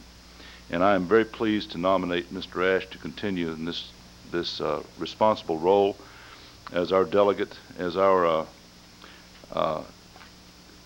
nominee, I guess is the correct word, to this automatic position. It has been an extremely pleasurable experience for me to serve in this role, and I hope that Mr. Ash will continue to keep Arlington Independent School District in the forefront of the news, as it were, in Austin. And so with that, I would nominate him to serve in this capacity. Mr. Ash has been nominated, and from Mr. Ramsey's response, we don't have any other nominations. He's been second. Any questions that anyone has at this time? If not, would you please vote?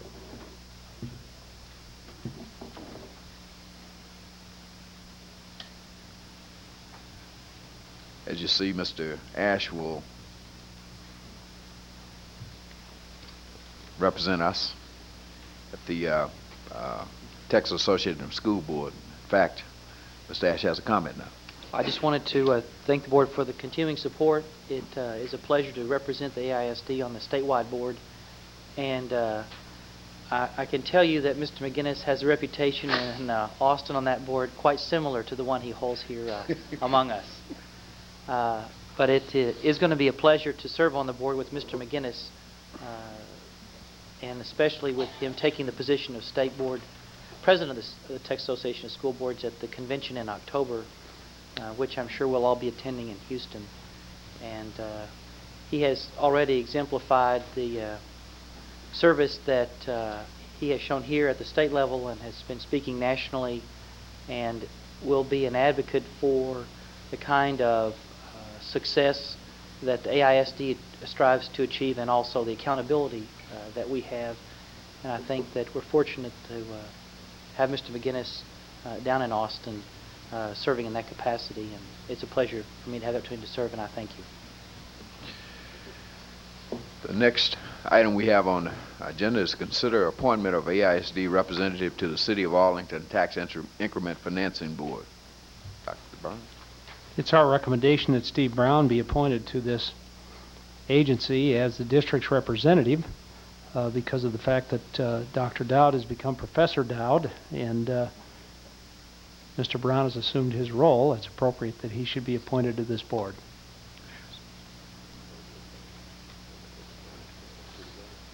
Well, we also, and we could do them together. Is it all right? Okay, all right. Okay. If the board moves them both, Could they not take one vote? Yes. So what we would have to have is a motion to appoint Mr. Brown in both these cases, and the board then could vote on one motion as long as both recommendations are mentioned in the motion.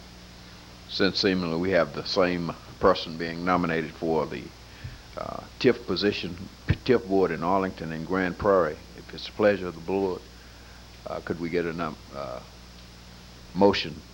I'll make a motion to nominate Steve Brown as our representative to the Arlington Independent School District, to both the Arlington Tax Increment Finance District Board and the Grand Prairie Tax Increment Finance District Board, fulfilling the requirements of both of these action items. Second. It has been moved by Mr. McGinnis and seconded by Mr. Ash that Steve Brown assume the position of representative of AISD for the City of Arlington and City of Grand Prairie Tax Increment Financing Board. Any questions or discussions? Please vote.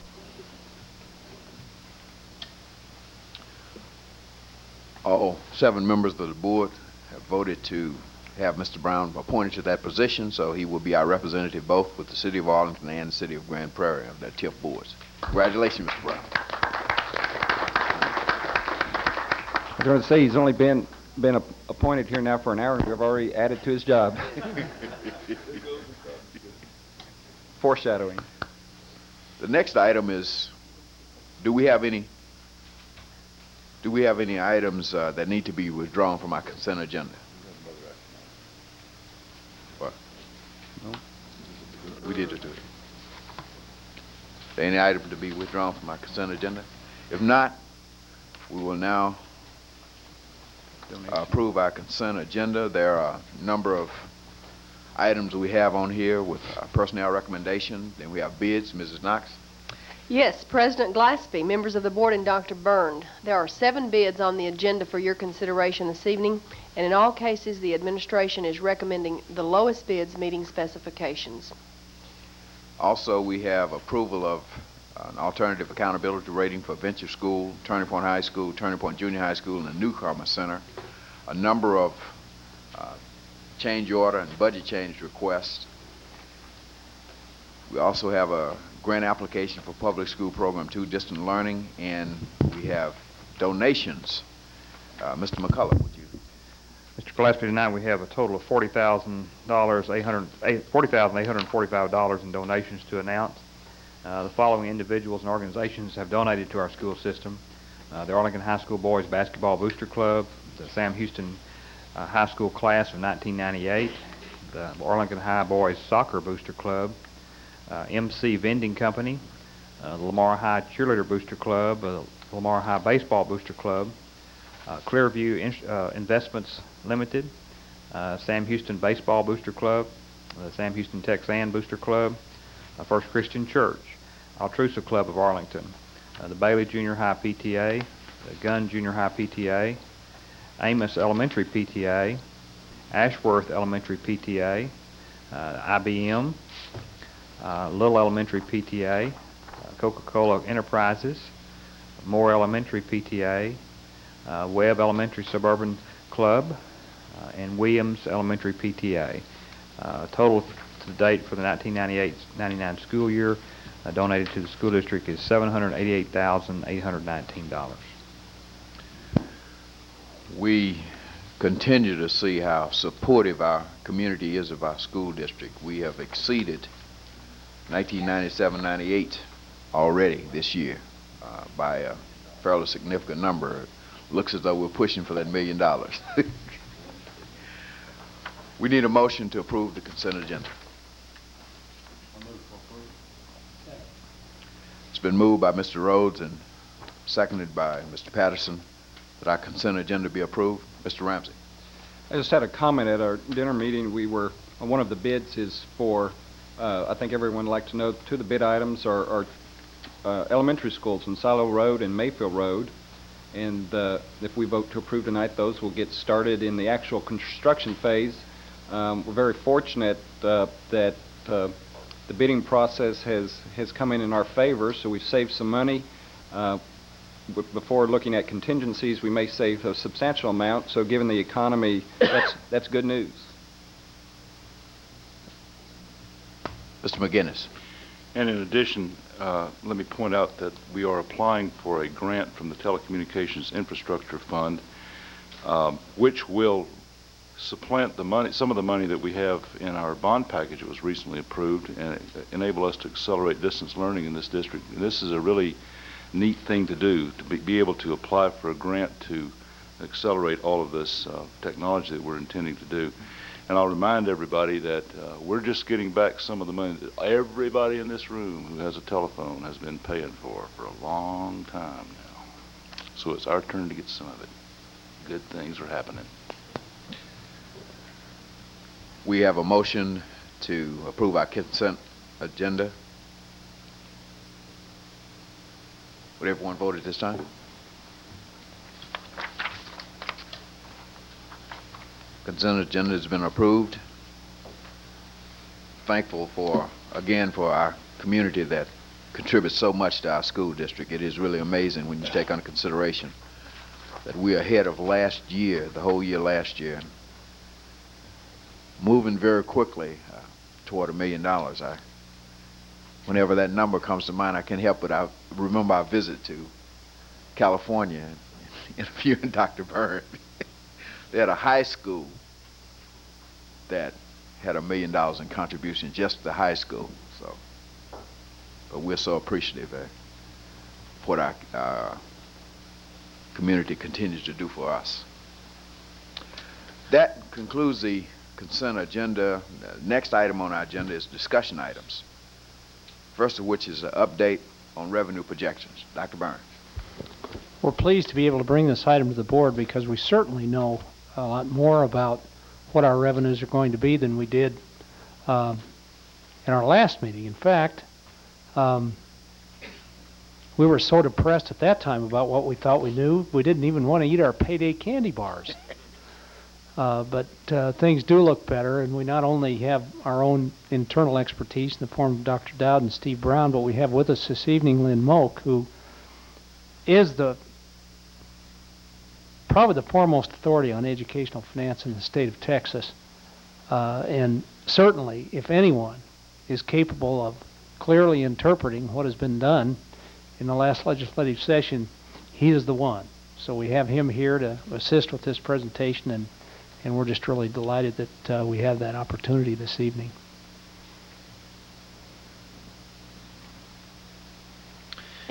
Mr. Glaspie, Dr. Byrne, and members of the board, I do feel much better about standing before you tonight and talking about the finance picture because it is getting clearer. I have eaten my candy bar, and we are glad to have Lynn Moak here with us tonight, and I'm going to go ahead and turn it over to him, and he's going to talk to you about the legislation and how that finance picture looks, and then Steve Brown is going to come and give you some of our most up-to-date revenue projections that we have for this coming school year.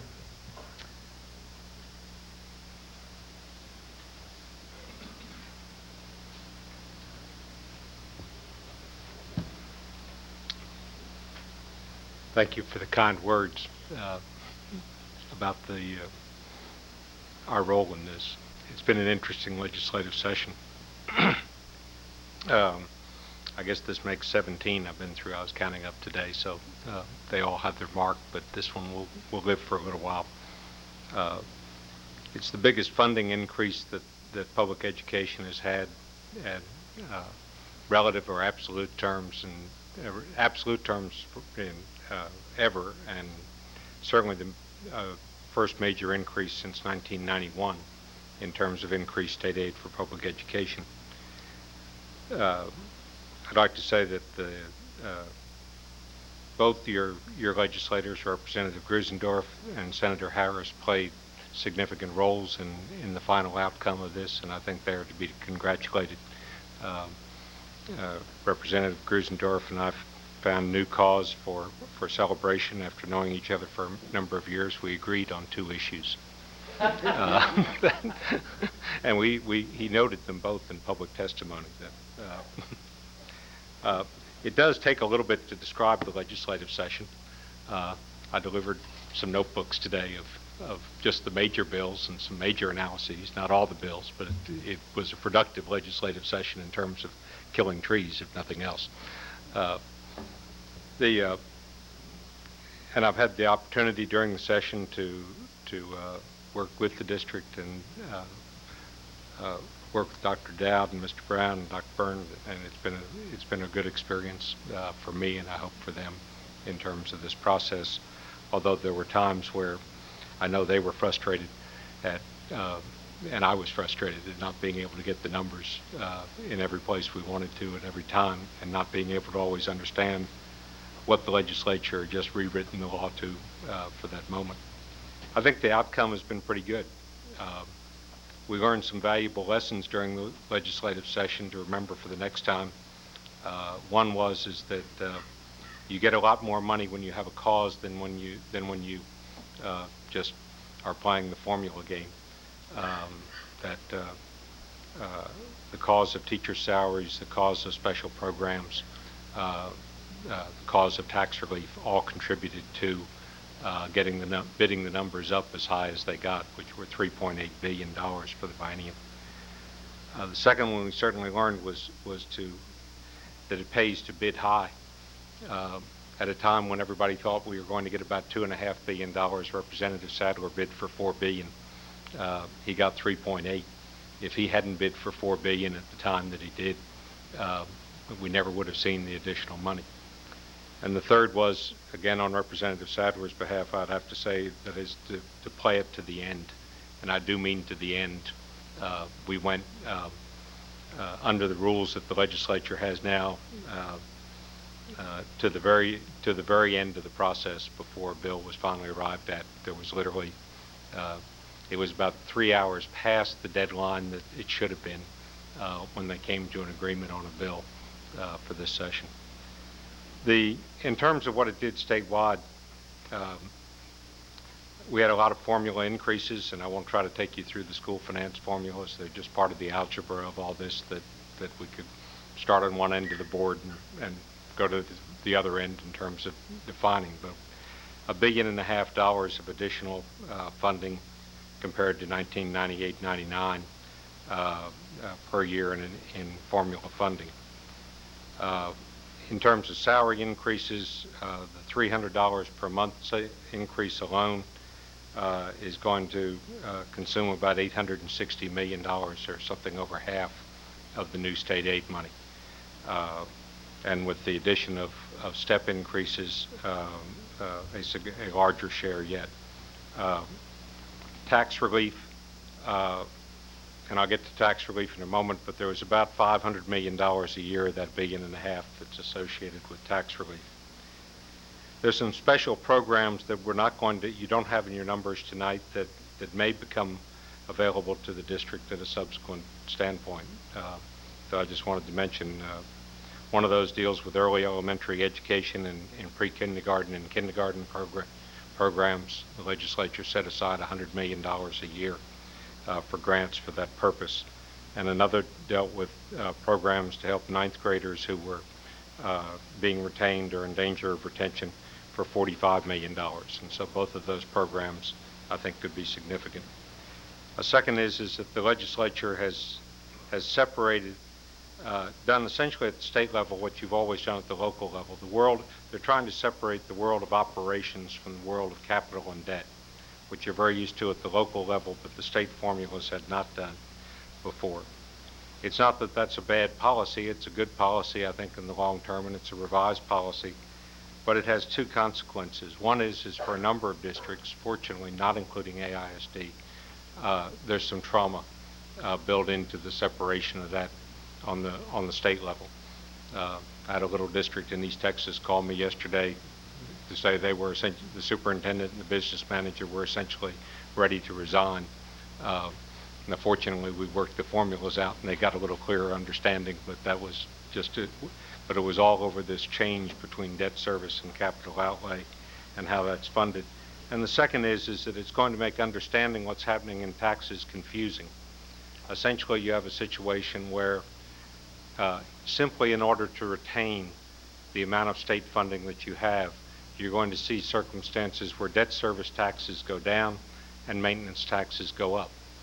And it's not that, but that is effectively what the legislature desired and built into the system when they did that, that they built in the notion of additional state support for debt service, while recognizing that that meant maintenance taxes had to go up, because those old debt service taxes had been earning state money that you used for general operations.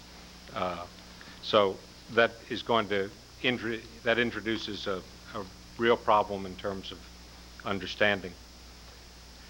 Another element they dealt with was the limits by which you can raise property taxes, and a lot of attention was given to the fact that they said you could raise property taxes by 3 cents the first year and 6 cents the second year.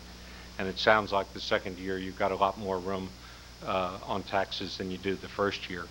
And in fact, it's really the problem is that there's a different base between those 2 years. And let me describe the second year base first. When you come to this point next year and you're beginning to discuss this, what you'll have in 2001 essentially is the revenue per student that you have for this coming year, 99-2000, plus 6 cents on your tax rate, and that'll be the maximum amount of revenue you can generate, no matter how much your property values go up. You'll have the basic revenue per student from 99-2000 plus whatever 6 cents can bring in. And if your values go up, it simply forces your tax rate down. Now, that isn't the rule this year. The rule this year is somewhat more complex. The beginning rate this year is based on a premise, and the legislature's statement about tax relief and the printouts that have been in the newspaper all start with the concept of how much tax relief are we going to have. I'm not sure what those printouts said for Arlington, with 8 cents or the 8-cent tax decrease that has been talked about for Arlington, for instance. It began with the concept that the legislature made a projection of the taxes you would have had in 99-2000 had they done nothing. And they reduced that number by 8 cents. It wasn't from your tax rate today, it wasn't from your revenue today.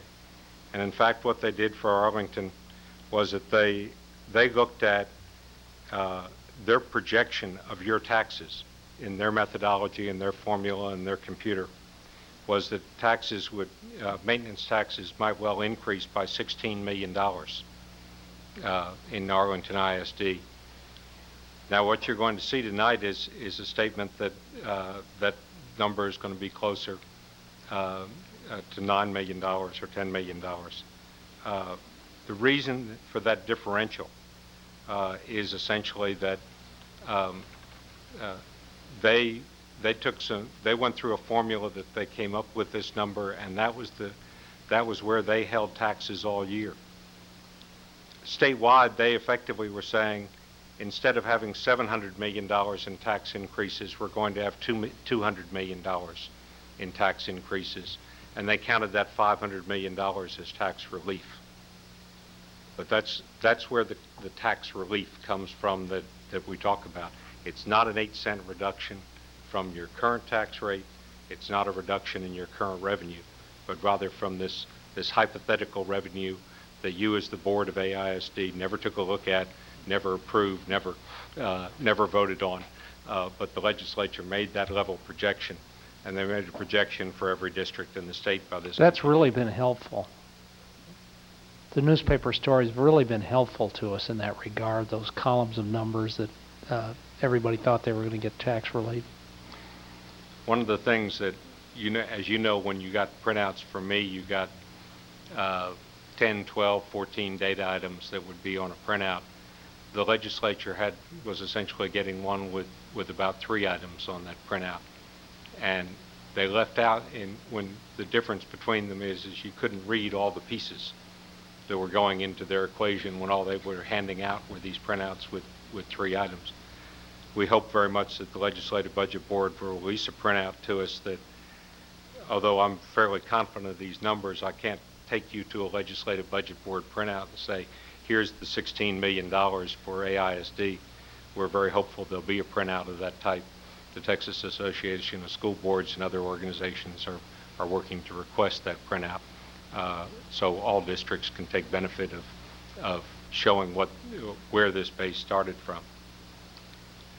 The second major lesson out of this process, well, let me just say, in addition to the tax relief that we're talking about for operations of being lower than the expected level, you are going to get about $6 million in increased state aid to help debt service. And the only place you can put this is in your debt service fund, and the only thing you can do is reduce your tax rate. In AISD's case, of course, that won't really be a reduction in the tax rate again, because you had an increase coming that was already on the books and already scheduled to take place because of your new debt. The legislature didn't know about that new debt. They didn't include that in their projections when they said, here's what the debt service taxes were going to be in AISD. So the amount of money is correct in terms of the additional money coming to the district. But the suggestion that that was going to result in a reduced tax rate, it's going to be a reduced tax rate for the old debt. But the new debt is on top of that with no additional compensation and no particular hope at this point of additional compensation. The last thing I'd say is that the legislature adopts, as you know, a biennial budget. There's some reasons mathematically and financially why they really have gotten to the habit in the legislature of making two-year decisions. It essentially has to do with the problem of biennial mathematics if you're in the legislature, that if you spend $10 the first year and $20 the second year, you've committed yourself, you spent $30 for the biennium, but you've committed yourself for $40 to the next biennium if you just keep spending $20. And they don't like that. The Finance Committee chairs don't like that. Appropriations Committee chairs don't like that. And so they like to adopt an increased pattern, which is purely and simply a two-year pattern. And the problem is where we have schools combined with what I said earlier about property taxes, is that there's a great deal of additional money this year, relatively speaking, and there are a great many decisions to make and how that is going to be spent. But it also has to be spent against the background of the fact there's not going to be any additional money of any sizable amount come the second year of the biennium. That in 2000, 2001, it's going to be a flatline budget for most every district in the state, with a little bit of money from that increased 6 cents where school boards choose to use it. So that's given rise in our firm certainly to Dan Casey and myself have been saying that it's not that you should adopt a biennial budget. You can't adopt a biennial budget. But on the other hand, that you should give consideration to where things are going to be in the second year, even as you make your decisions this year. And with that, I'll be glad to answer any questions if there are any about the session or about the structure of this new finance system. As always, I enjoy being here, Mr. Chairman, and enjoy being with the board. I want to congratulate you on the two fine appointments you've just made for the central administration. Thank you. Thank you.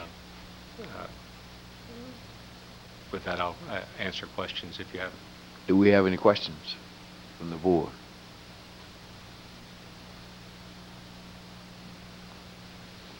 So this makes sense to all of us, huh? Mr. Ash.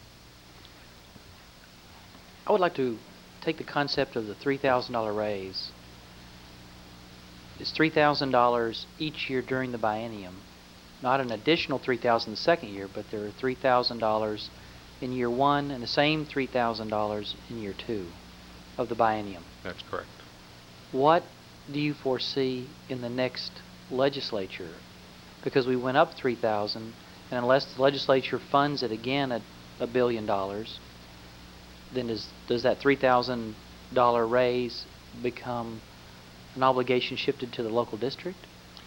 No, the funding for the $3,000 raise is in essence permanent. It is permanent. it's a one-time, as you said, it's a one-time raise. It was a $3,000 raise.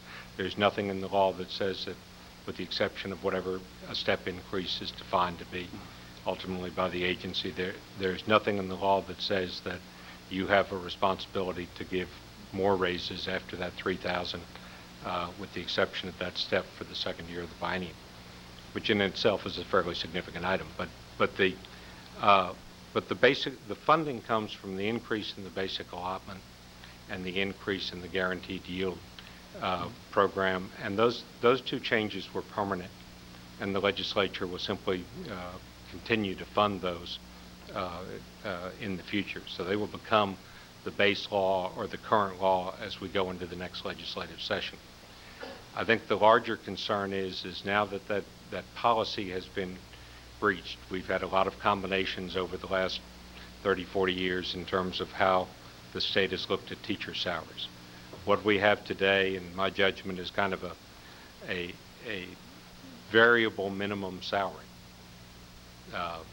There's going to be most districts are going to end up being somewhat close to this new minimum salary, the minimum salary being what they made last year, plus $300 plus a step where appropriate. And that's going to be the minimum. It's just going to vary from district to district because obviously they already varied with where they were.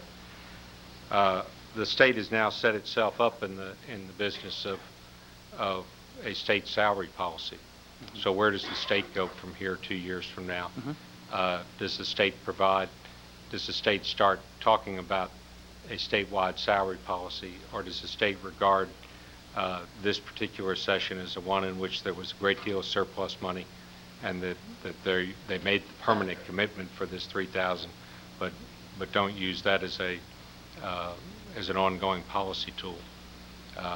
I think it's going to be very hard personally for the state to simply go back to doing business as usual, if you will, and increase the basic allotment or increase the guaranteed yield and never mention the word salaries again, except for the minimum salary schedule. So I do think we'll be debating salaries in the legislature 2 years from now, but not in the sense of continuing the funding for the 3,000. That I see no basis under which that would be taken away. What do you foresee with respect to the state cap on maintenance and operating, the $1.50? There was actually a bill introduced this year, which was something novel. We had talked about it. We finally got one that was introduced. A lot of the pressure is going to come off the $1.50 for this next legislative session. The reason is because most school districts are going to end up with maintenance tax rates of less than $1.50 under the at least this first year of the biennium. And so as they go into next legislative session, it's not going to be, I don't think, as pressured, but it will still be there. And the legislature ultimately has had to face some choices. They made the choice this time, in essence, to start again getting the state dollar closer to where it ought to be. I mean, we had a declining state share. Mm-hmm. You're going to see for the first time in the last, I guess, probably the last 10 years almost, an increase in the state share of public education this next year. So in that sense, some of the heat is off that, but I know that for districts with homestead exemptions and others that they'll be back arguing the point again, certainly. I expect what we've done, though, is that it's still going to be a point of discussion next legislative session, not ripe for a major change. Remembering that, like you are one of the few districts that, along with a couple of districts in San Antonio, who's had the experience of going to the voters on tax rates, other than for debt in recent times, and fortunately with some success both in San Antonio and here. But if they ever do go above $1.50, it will take, unless they do it by state constitutional amendment, it would take a vote in every district, and each district that chooses to go above $1.50 in order to go above it. So it's not it is not an automatic decision if they choose to do that. This is all grounded in a constitutional principle that the property tax rate has to be authorized by the voters. But I'm sure the $1.50 will be discussed again, but I think we're going to build another surplus, frankly. I may be wrong, but I think we're going to build.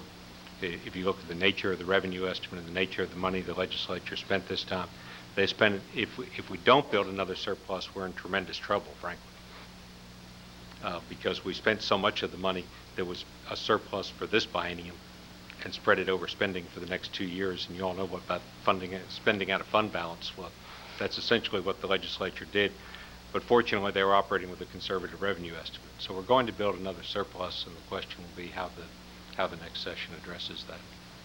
A new concept was relief for fast growth districts, and we would fall in that category. Do you think that's another door that opened that will stay open for the next legislative session? It was another good example of an issue that there was progress on. The case for fast growth districts started being made in the 1997 legislative session. Very little progress was made in 97 in many ways. More progress was made in 99. I don't know what the coalition of districts that were involved in that will do, but it seems to me that there's logically a next step. You have the first, I'm told that this happens to be the 1 year you're not opening any new campuses, which is unfortunate. There are some places in the state that have talked about delaying opening new campuses or opening them up faster because there's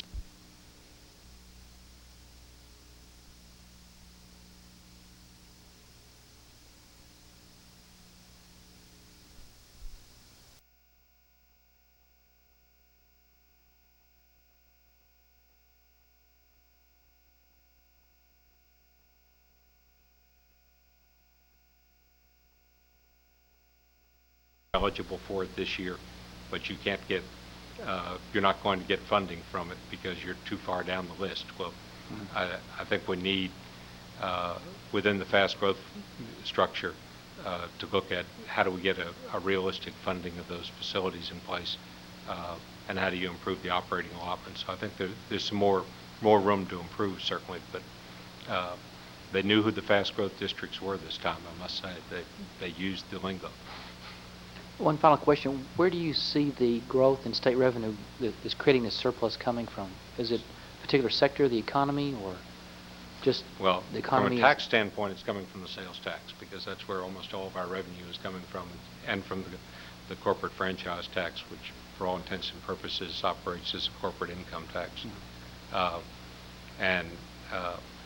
It is clearly not energy dependent as it once was in terms of the revenue base of the state as it once was. It is clearly a far more diversified economy than we had when we've gone through boom and bust kind of cycles of the past. But it mirrors the total economy of the state. Thank you. Okay. Thank you. Mr. McGinnis. When I look at the number of qualifying professionals in our district at around 4,000, I'm not really sure of the number, but I'm just guessing it's around 4,000 teachers, counselors, nurses, and librarians, and generates $12 million of new money to be coming from the state. Tell me what local fund assignment does to that, if anything. Nothing. Nothing at all, I would hope. Otherwise, it is an unfunded mandate. What they did is, they increased the basic allotment, right, and they increased the guaranteed yield, and then they said you have to give a pay raise from that money. Yes. And they said if that money, essentially if that new money was, if the pay raise was more than 80% of that new money, then you got some more money, but you're not in that category. But they did not change the basic structure of funding and for the foundation program in Tier 1. They kept the local fund assignment at 86 cents. That does mean for this district that you get a rise because you had a rise in property values between 97 and 98. In fact, if we had not had, it would have been a far different environment if we had only had the property value increases and not had the state aid increases. There are a number of people may not realize this, but there are a number of multipliers used to add funding for districts that are urban or sparse or small or large, and just a whole variety of things. And there are also some, multipliers for specific kinds of students. Right. Was there any effort to adjust that, to study it, to retailor it to modern times? I know that many of those have not been restudied or I'm not exactly sure what the word is, but have not been modified in a long while. Was there any movement in that direction, or was it worth the effort? Well, there's one very significant move, which is a study that will play out over the next 2 years, and that was a required study of the cost of education index. Yes. We're very fortunate that the cost of education index was actually at one point in one of the versions of the bill appeared subject to being repealed in 2 years, which was going to cost urban school districts throughout the state a great deal of money. And in one of the more effective moments for lobbying, a truly grassroots movement sprang up to kill that one in a big hurry, and it took about 12 hours to kill it, and it was a very effective job, and a lot of help from a lot of sources, including this district. But that cost of education index is based on 1989 data right now, and sadly needs revision. And the good news is that they said to do a study to revise it. The bad news is that they didn't. They really didn't put any money or staff or resources behind that effort. But it's one that Arlington, the Texas School Alliance, that other urban districts throughout the state, and districts for that matter from areas such as Region 1, the Lower Rio Grande Valley, are going to need to pay very close attention to over the next 2 years.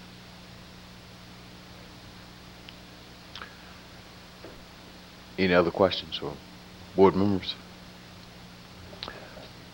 Just request a comment.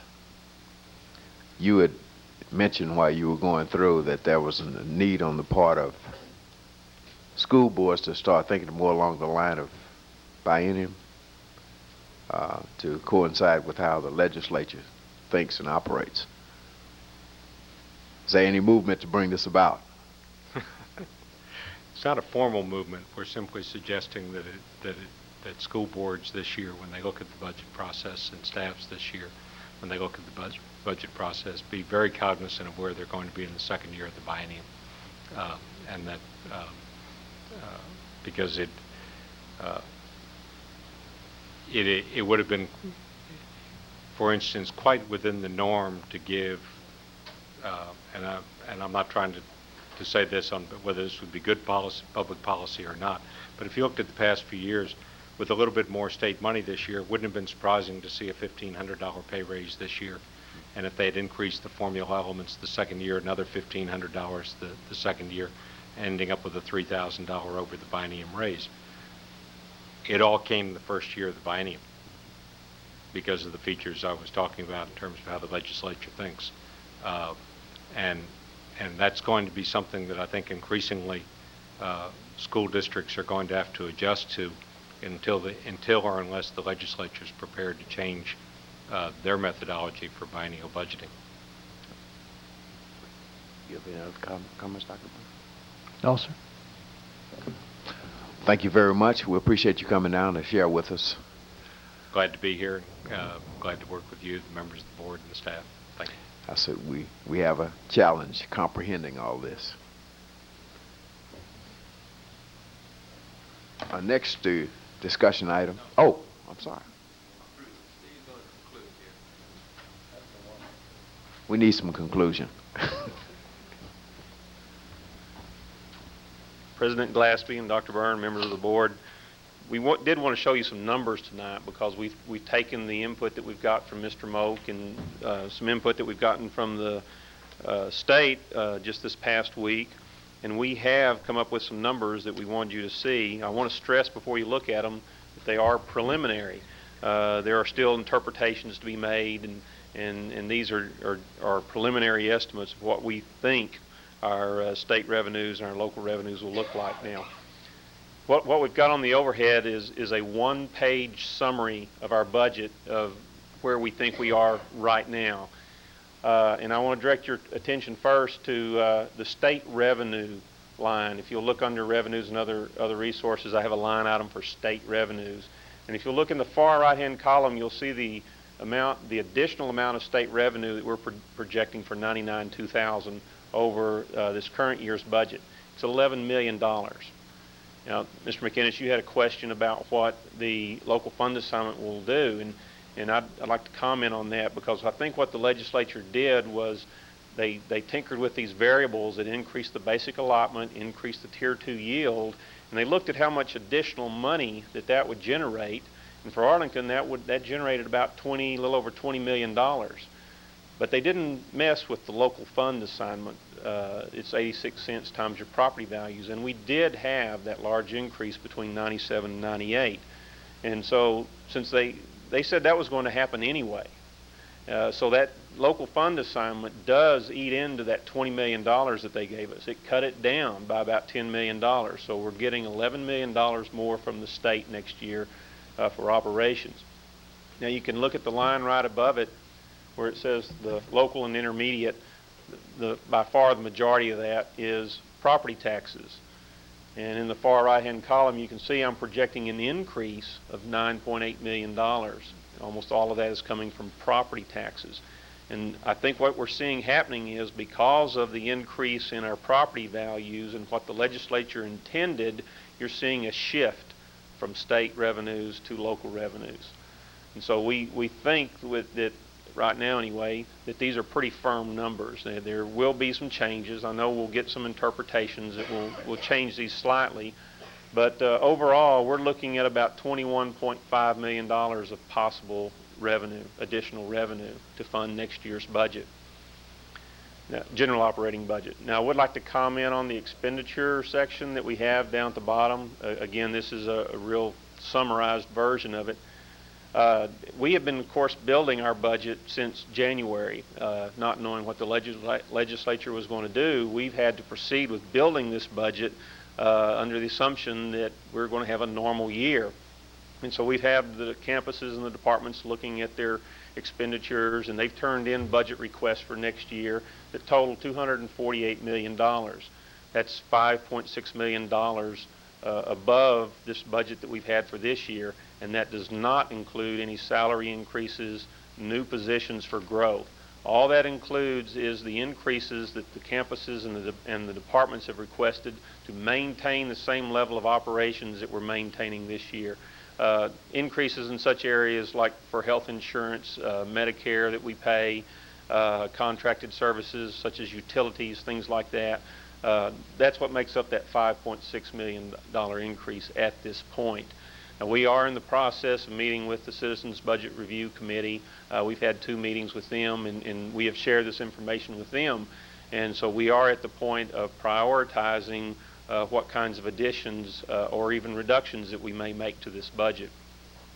So we're looking at right now, and this again I want to stress this is just preliminary, and at this point in time we've got about $16 million plus the $5.5 million that's on the table, so to speak, in increased expenditures for next year.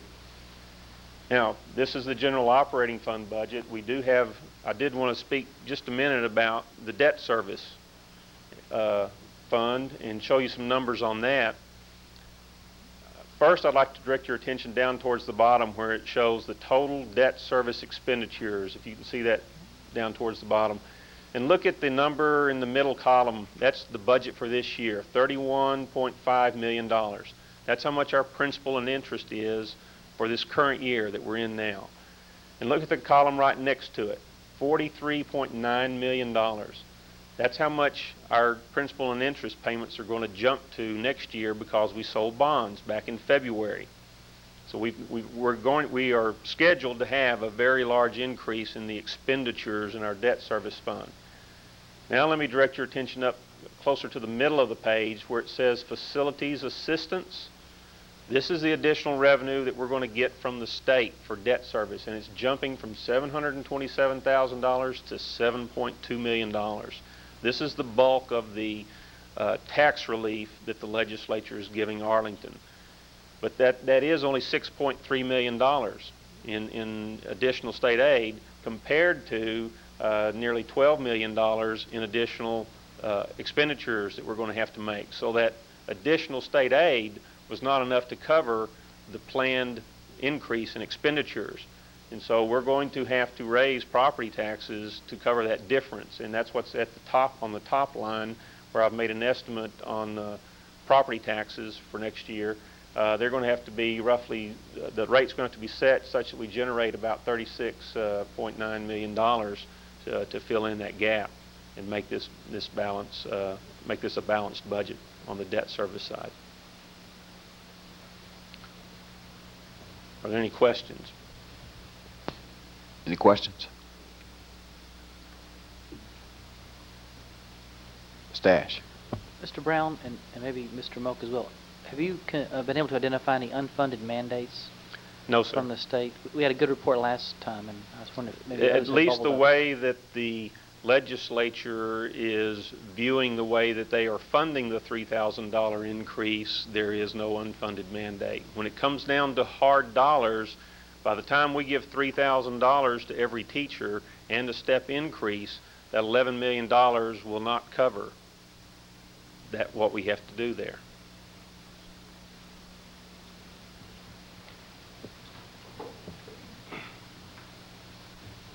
For this year, no. That step increase for the second year of the biennium that the state's requiring, in my judgment, would clearly be considered an unfunded mandate for the second year of the biennium. Okay. Thank you.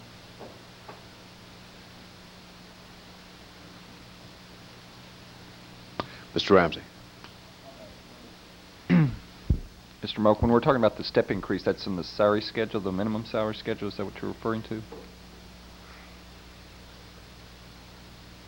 The law says that a teacher gets the $300 a month, teacher, counselor, principal, librarian or counselor gets $300 a month plus a step increase to which they would have been entitled under the 98-99 salary schedule for the first year of the biennium, and then another step increase for the second year of the biennium to which they would have been entitled. In other words, you do not have, if you granted what and they've taken a very, very broad definition of the word step. They've essentially said that if you have a teacher with 7 years of experience this year and a teacher with 8 years of experience this year, and they make a different amount of money, no matter why, no matter how, no matter for what reason, if there's a difference in the amount of money between the 7 and the 8, they're calling that a step between the 7 and the 8, regardless of how you got there or why that may be in terms of your salary schedule. Is this unrelated to the minimum schedule? This is unrelated to the minimum schedule. This is your salary schedule for 98 for this year. So by mandating that you continue that practice for the second year of the biennium, my contention is that they have created an unfunded mandate because you have no ability, no matter what happens to your revenue stream, you have no ability not to give that step the second year of the biennium. You must give it. But in the first year, is the state paying that? How does that? I'm not quite sure. The state is telling you you have to increase the salaries by $300 a month plus the step. They're giving you money, the $9 million plus the effective increase in the maintenance tax money. They're giving you the $20 million that Steve showed you a moment ago in terms of total money.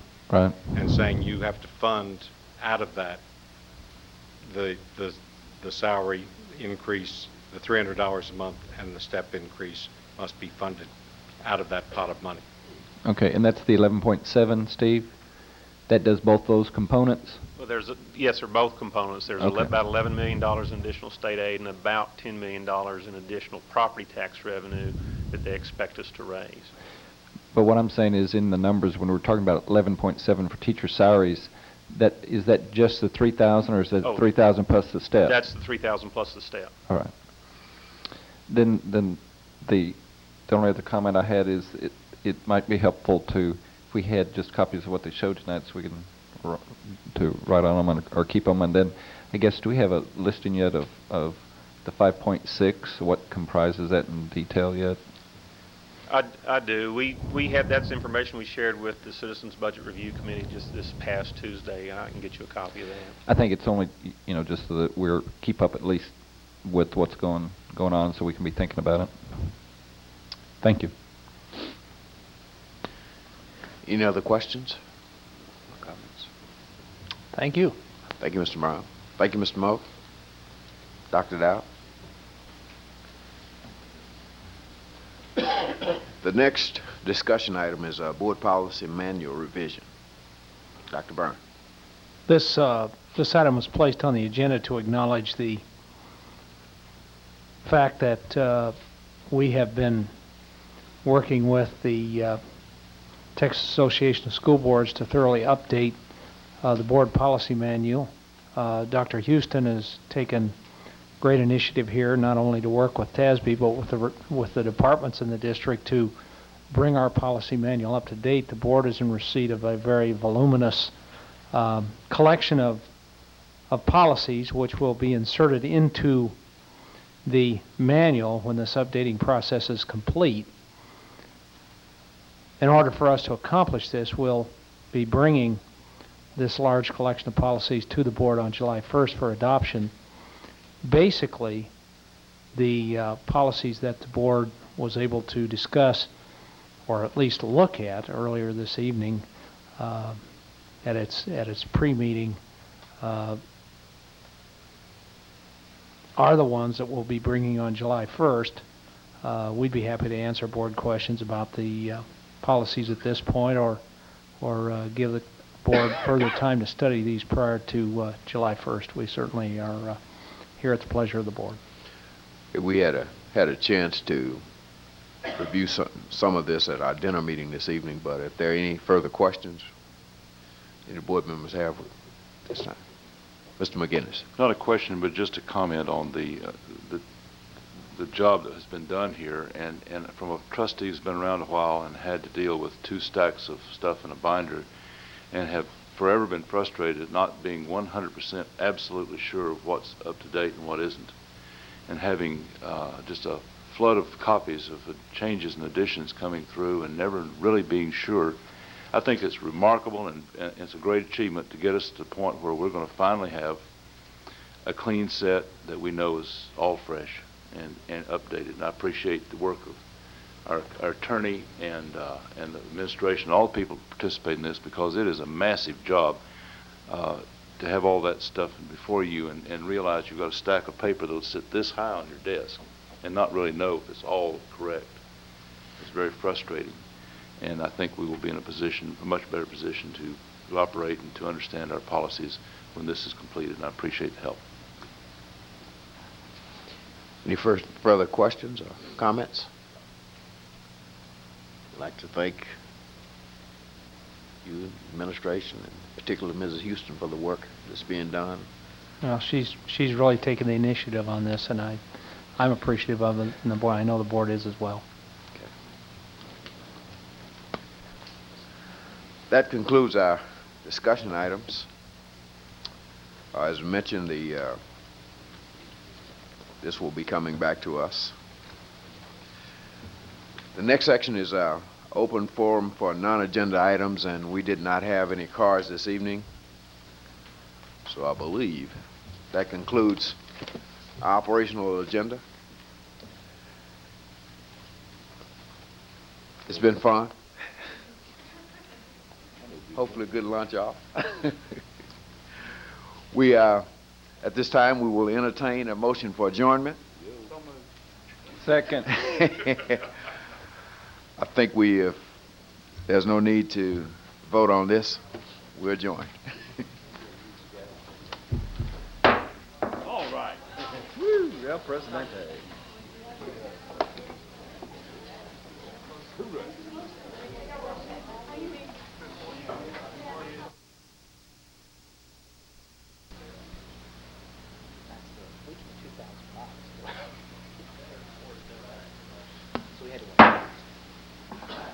The regularly scheduled meeting of the Arlington Independent School District Board of Trustees is called to order at 6:15 on July 1st, 1999.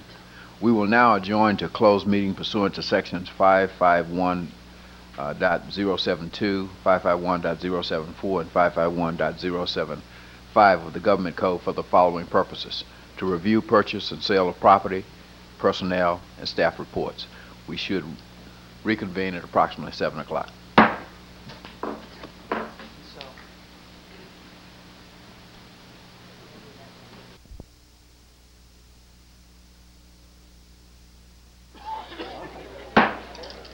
Sounds like you're going to get a chance. Want some water?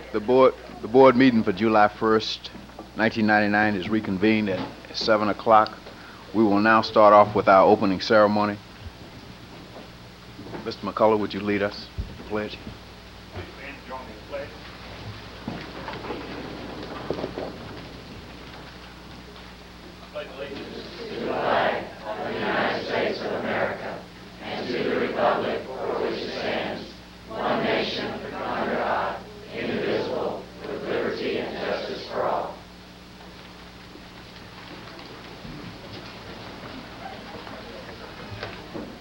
Charlie, you should give me a complete set.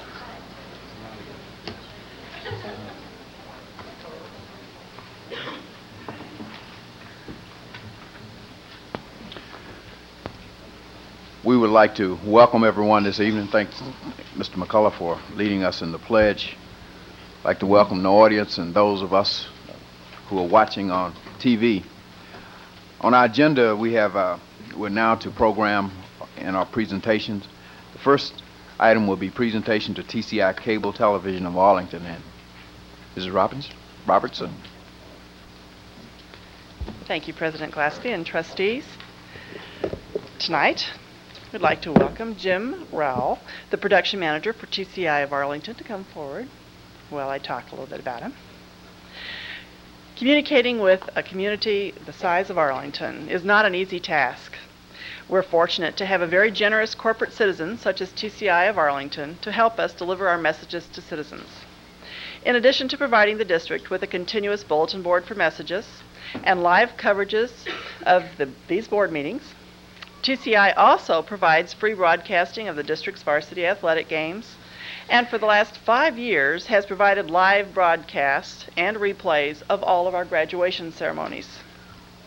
For these contributions, we applaud you.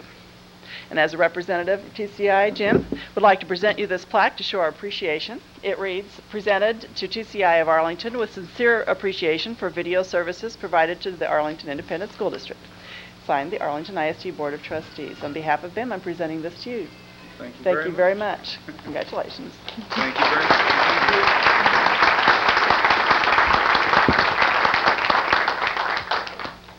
We'd like to thank Jim and TCI for the wonderful work they continue to do in showing our school district. The next item we have is reinvestment zone for tax increment financing in the city of Grand Prairie. Dr. Dowd. We have with us this evening some representatives from the city of Grand Prairie, and they're going to make a presentation regarding the reinvestment zone in the city of Grand Prairie, and they're asking our school district to consider participation in that zone.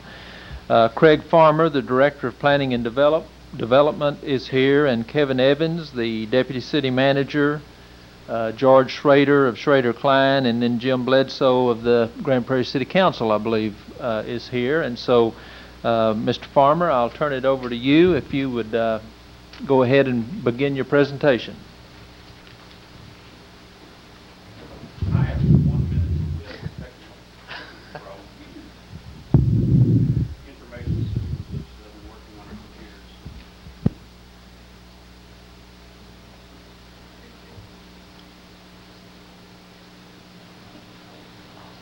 That's right, man.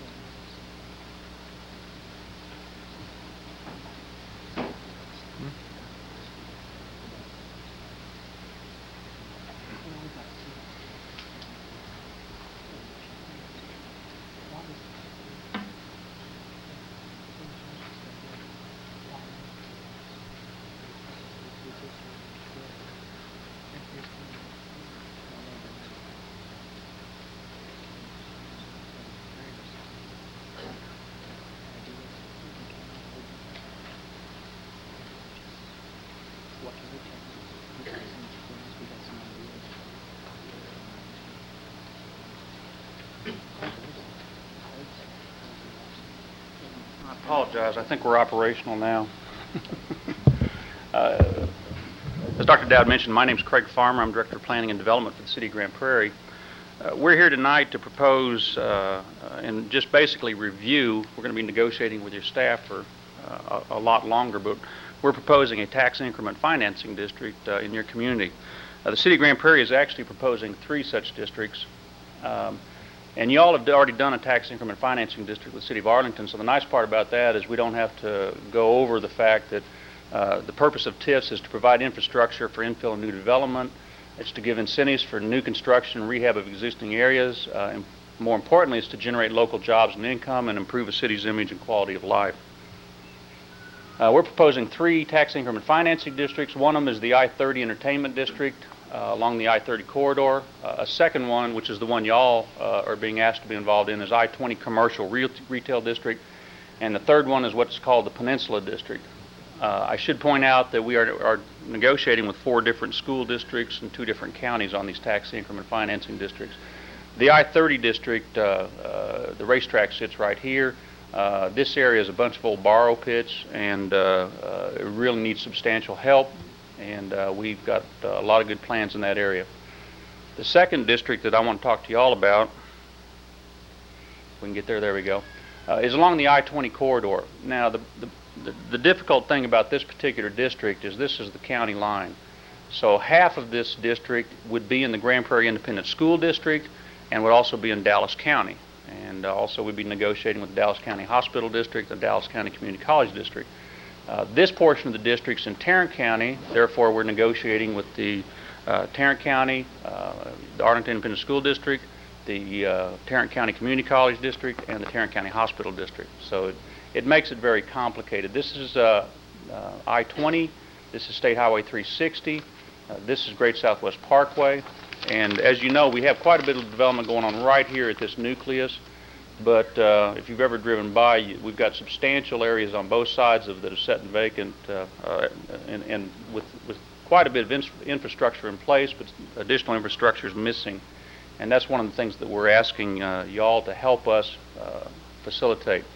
The district itself, we're looking, that's a little bit out of focus, hold on just a second, please.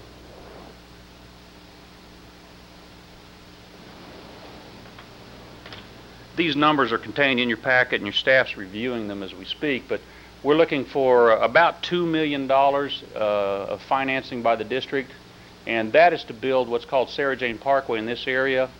We are having trouble landing large users in this area because there's a creek behind it, and Sarah Jane Parkway is a very expensive piece of road. This would be entirely within the Arlington Independent School District in Tarrant County. The second portion of this, there's a number of improvements contained in this grouping here, and the purpose of these improvements are in this area right here. We think the best potential mall site that we have is along Barden Road, just east of Great Southwest Parkway. This is future State Highway 161, which as of last week I believe is going to be called George Bush Turnpike, as it is up in North Dallas. It'll extend on to Lake Ridge, going on to the Lake Joe Pool. So this area right here, which is missing water lines, sewer lines, and Barden Road, which would be the 2-way access behind it, it does have the 1-way frontage road in front, but that's all it has. So in order to position that for a mall, we see a substantial amount of improvements needed at that location.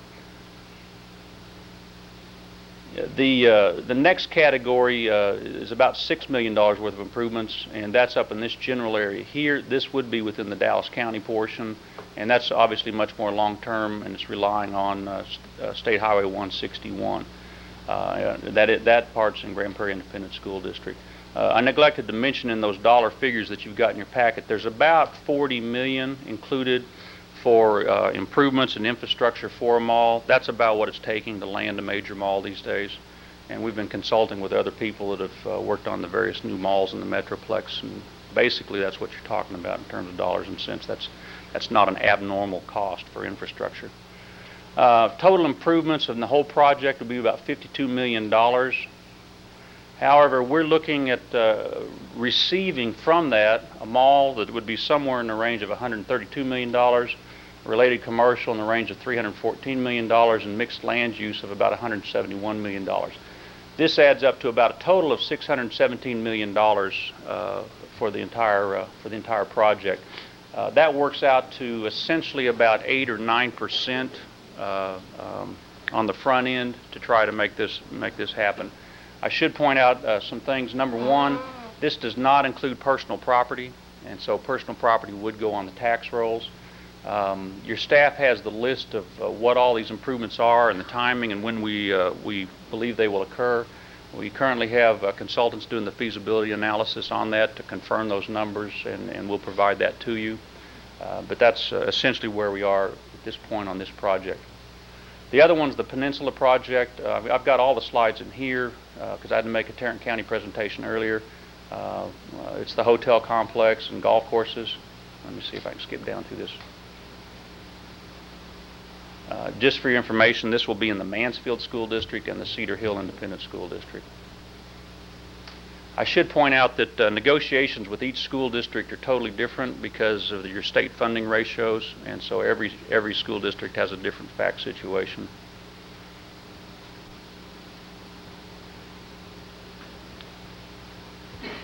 We'll get there. The next slide I want to show you, it talks about our timing and scheduling. We are asking all of the entities to designate a person that they want appointed to the districts. We have a city council meeting on July 13th where the districts are actually created and the boards are created. That does not mean we've adopted agreements at that point. We see at least a month to negotiate and adopt agreements with the various school districts. You are one of the most important school districts for us because of your funding ratios with the state, and you could really have a significant impact on the acceleration of development in that area. Unlike the Mansfield School District project, this one has very few residences proposed at all. It's almost entirely commercial and industrial and tax base. And so we hope that y'all will find favorably on it. The August 17th date is our target date for adopting the plans of the TIF boards. These boards that are created on July 13th will meet during the month up until August 17th. That leaves us about 2 weeks to enter into final agreements with each individual entity. We need to enter into agreements with the school districts by September 1 because of the state law changes. School districts have to be engaged in a TIF by September 1 in order to be able to participate. So it's critical we maintain these schedules. Your staff has been very cooperative in working with us. They've asked a lot of tough questions and we're getting the answers for them, but we see a way to try to come up with a win-win, and we've been meeting with our financial consultants and bond advisors to talk about how we can work something out with the school district as well as the city and the other jurisdictions to come up with a good financing mechanism. One of the things we're committed to in this tax increment financing district, and we're going to put in the final agreement documents, is that there will be provisions in there to make sure that anything that's done within the TIF cannot hurt your present situation but can only make it better. And the bottom line for all of us is that we don't think this development will occur without this infrastructure taking place. Our financial advisors are First Southwest. Our legal counsel is Fulbright Jaworski, and then of course Schrader and Klein are also consulting with us. So they were involved in the Grapevine Mills Mall and various other TIFs. So we think we've got good people, and we look forward to working with your staff, and I'll be glad to answer any questions about the mechanics of the district or any of the provisions. Thank you very much, Mr. Former. Any questions? Any board members have any questions they'd like to ask? I just that 600 million look real good. It looks good to us too. So what is that, over a 20-year period? That'd be over a 20-year period. Yes, sir. And then of course the bonds, have to be in place to pay for a lot of that infrastructure. Okay. I should point out, that raises a good question. We're committed to trying to not issue bonds and create debt unless we have somebody inked on the line and paying for it. We don't want it to be like a flood control district that issues a lot of debt and it doesn't get built. So that's one of the other commitments we're trying to make. And of course you'll have a representative on the TIF board to review that. Thank you very much. Thank you. Anything you'd like to add, Dr. Dow? Craig, you might, I know that a couple of the people who came with you, you might want to introduce them over the wall to your left right there. Kevin Evans, Deputy City Manager, and George Schrader, who's with Schrader Klein, who also at one time was the City Manager of Dallas, but we won't mention that. And then Jim Bledsoe, our council member, was going to try to get here from a Sports Authority meeting at the racetrack, but it really was a meeting. But so I don't know if he's. They actually have to have meetings out there and actually approve things. So. I would just say that the board has appointed Steve Brown to represent the school district on the TIF board, and he'll be working very closely with this group in this process. Okay, thank you very much, Mr. Farmer, for bringing this, and Mr. Evans and Mr. Schrader for coming. The next item on our agenda is open forum for agenda items. I believe we have 7 or 8 cards that have been submitted. We will call your name according to the order that the cards were submitted. Remember, you have 5 minutes. We have this little gadget for you to watch. First of all, we'll have Mark Murray to address the donations for Lamar High School. Good evening, Mr. Murray. Good evening. Mr. Glaspie, Dr. Byrne, members of the board.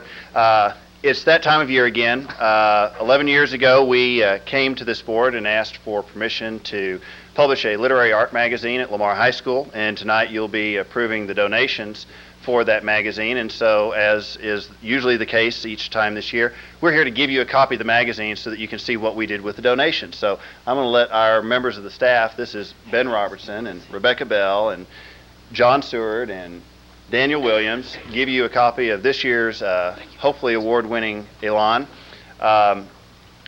Just while you're having a chance to look at it, we started doing some calculations, and in the 11 years that we have been coming to you and bringing you donations, we calculate that the community has provided over $50,000 in support for the publishing of this magazine in the last 11 years.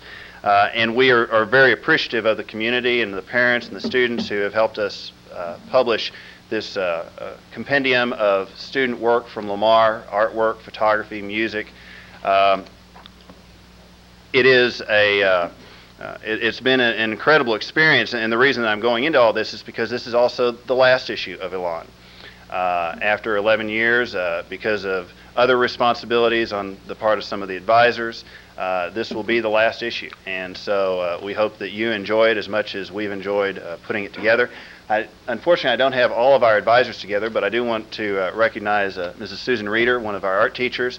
She's been very involved in helping us put together this magazine for the last couple of years, and it's been certainly a joy. It shows you what students can really do if given the opportunity, and we appreciate the support that you showed to us 11 years ago in allowing us to do this publication, and the support that you've shown every year as we've brought these donations and the finished product to you, and asked you to approve the donations at the same time we give you what we spent the money on. So again, we do appreciate it.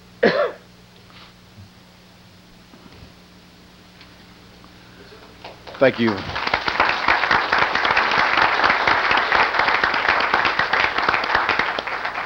Thank you very much. We look forward every year to receiving a copy of Elan and expect it will be award-winning again. The next person we have asked to speak is Lori Rule on budget and salaries. Good evening, Mrs. Rule. Good evening. President Glaspie, Superintendent Byrne, and board members, I am Lori Rule, School Board Representative for Arlington TSTA. I'm speaking for all TSTA members as well as all employees in this district. ATSTA would like to thank you for giving us the opportunity to participate in the Citizens Budget Review Committee. ATSTA appreciates the openness of the budget process and believes that the CRBC is an important tool in this process. We strongly support the recommendations that will be presented to you tonight. We believe, however, that it is important for us to emphasize employee salaries. The state gave teachers a $3,000 plus step raise. However, this does not increase our ability to compete for teachers because teachers in every district receive $3,000.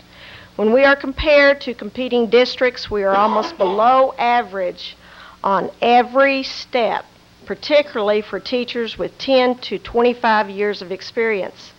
We believe that all teachers should be in the top 5 at every level of experience. The state also did not address the salaries of support personnel, but the job that our custodians, bus drivers, food service workers, and office staffs do is very vital to the district.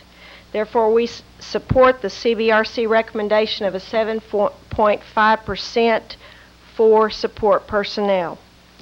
We understand that the funding and budget is a challenge. However, it will be extremely difficult to have an exemplary school district without the ability to attract and maintain quality teachers. And one of the best ways to attract and maintain those quality teachers is exemplary salaries. AISD has prided itself on having one of the lowest tax rates in Tarrant County, as well as a low per pupil expenditure. But we cannot have the quality district we seek without a commitment to funding that quality. ATSTA supports a tax increase if necessary to provide a quality education for our students and a quality working conditions for our employees. We know that we understand the challenges that you face in adopting a budget, and we do appreciate your commitment to the students and the employees of our district. Thank you.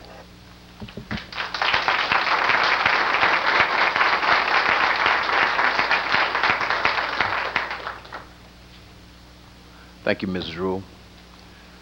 The next person we have is Diane Darr with subject CBRC.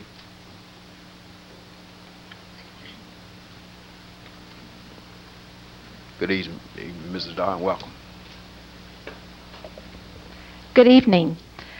I brought you a lot of homework to read tonight, and I won't give you the test until August, so you have plenty of time. I've recently been in Washington and New York City for a month, and I read the Washington Post every day, the New York Times. The schools there are in such a plight that it made me so glad to come home and, be where I am. But one article in the Washington Post, an editorial written jointly by Senator Kerry and Senator Smith, says that the whole political platform for 2000 is "It's education, stupid." That we are in a national crisis over education. And it was interesting to me that they brought out that the most imperative thing that we do is to train effective principals. And we think Arlington has done a wonderful job in working with our principals and making sure that they are effective in our school system. 2 million new teachers must be hired over the next decade, 60% of them in the next 5 years. We must be competitive. There's also a very long study from Texas A&M, and I don't know if you've seen this yet. It came out at the end of February, and it is comparing teacher salaries to other professions. It brings out much of what we know, but now we see the research that actually tells us the statistics that we need. At the end of the study, if you would look at page 14, it shows how flat the teaching profession is compared to other professions that do increase so much in their salary earning potential. Teachers don't. At the time that you have 20 years experience, that's just about it. You don't get to progress much. Then the last part of this study from page 19 to 22 draws the conclusions that there's really not a teaching shortage in certified teachers, but in some of the specialized areas, of course. But the problem is the teachers are leaving the profession so quickly before the 5 years even is up. That we're the lowest paid teachers in the nation. That we spend the lowest amount on benefits even after the District of Columbia. So all of these are items that we know that you know. On the next page, 34% of Texas teachers hold another job during the teaching year, an additional 36% take on additional jobs in the summer. And of course, summer vacation is now only 2 months, if less.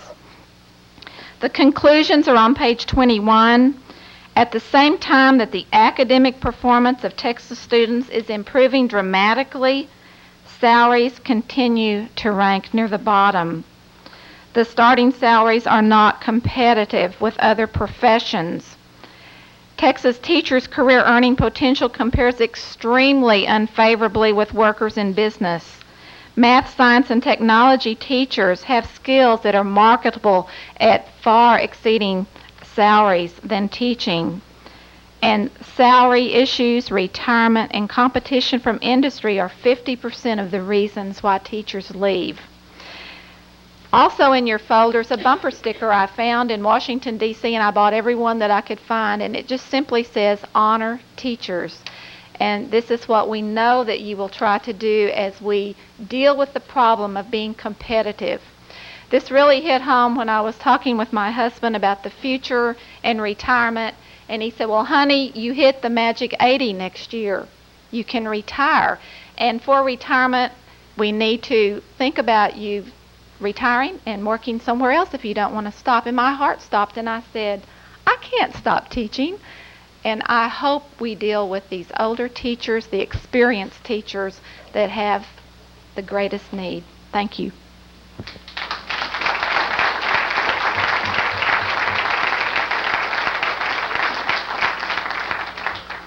Thank you, Mrs. Darr. The next speaker we have is Larry Shaw, subject CBRC and the budget. Thank you. As you know, UEA does a lot of research and presents a lot of research to you, and has been presenting research to you since February, and I'm glad Diane, our president, presented more to you tonight to show the plight of teachers when it compares with other professions. We know that knowledge is power, and we know that when you understand where Arlington teachers rank, and the community understands where Arlington teachers rank with districts right around us, that something is going to happen. I get the privilege of working with teachers across the county and across Johnson County, and I sit in other lounges, and I see them look at the comparison we handed out tonight, and you've seen many times before. And I hear them talk about what happened to Arlington. And I don't want to go to Arlington because after 10 years they nosedive. And in fact, at some places they're 18th out of 23. And they sit there and go, "That's Arlington?" And it is Arlington. What has happened is that for years teachers got such low raises on midpoints and things like that that we could never catch up. We kept falling behind, especially at the heart of the salary schedule, the years 10 to 25. And we're now so far behind it's hard to catch up in those years, which we've got to do. That salary study comes out twice a year. 5 years ago, we invented that thing, and we started putting it out to 27,000 different teachers across this area. And it was the first time teachers could look not only at the first year, but at the 5th and the 10th and even up to the 25th and 30th, and they could get a long-range view of what districts paid, not just the first year. We believed that knowledge was power, and our motto is we make things happen. And it did make things happen. It meant teachers can compete for better pay. There's 2 articles that are included in your packet. One of them is teachers are becoming more selective, and the other one is about the demand for teachers. And there is a tremendous demand for teachers. The state raise is good. But like my colleague Laurie Rule said, it doesn't move us anywhere when we compete with other districts for teachers. And that's what we've also got to look at. We know that we're $32 million behind in our budget compared to the state spending. When we take all the children, we add it up on cost per child, we're $32 million behind, and we've given that information to you. We're $121 million behind Plano. I think it was last board meeting we said that an average teacher in Plano has $50,000 more to spend in their classroom than our Arlington teachers have to spend in theirs. That's mind-boggling, but that's the fact. We too support the CBRC study because if you look at it, the number 1 item is salaries. The first non-mandated item is also salaries. Catch up with the other districts. Make us competitive. Make us market value oriented. If I was looking at it and saying, okay, where were the 5 areas that I would look at to spend any and all money that I had, I'll tell you where they would be. One would be in the heart of the salary schedule from 10 to 25. You've got to pull that up because people across this area are looking at that, and you're really getting a bad rap. The second would be on paraprofessionals. Our paraprofessionals are 80% of market value. That's disgraceful, especially when there are plant and industry and consumer service plan after another moving into this area and hiring people right and left for $10 and $12 an hour, and we don't even come close to that. The third would be stipends for coaches and extracurricular activities, because we are way behind on what we pay our people in extracurricular activities. And the fourth would be beginning salaries, because if you can't compete for beginning salaries, you can't compete, because those are the teachers that you need to get from colleges and other places around. We talked about a tax increase and what would happen, and we've given you information that said for every penny that you raise taxes, it would cost $7.70 a year for a person living in a $92,000 home. $7.70 a year. We think that Arlington children are worth that. I've lived in Arlington now for 15 years. My daughter started in kindergarten as a product of the Arlington schools all the way through. I own my home in Arlington and I pay Arlington taxes. I know that Arlington schools are important. They're the magnet that brings people here. My daughter's now graduated, but I know that if this school district goes down, the value of my home goes down as well. We're so close, or could be so close, to becoming another Fort Worth instead of where we want to be. I do also want to say one other thing. Be cautious about any TIF or any abatement. Well, that's a good deal for a city because they get sales taxes. That's a horrible deal for a school district, especially after September 1st. We don't have enough money now, much less to give any away. Thank you.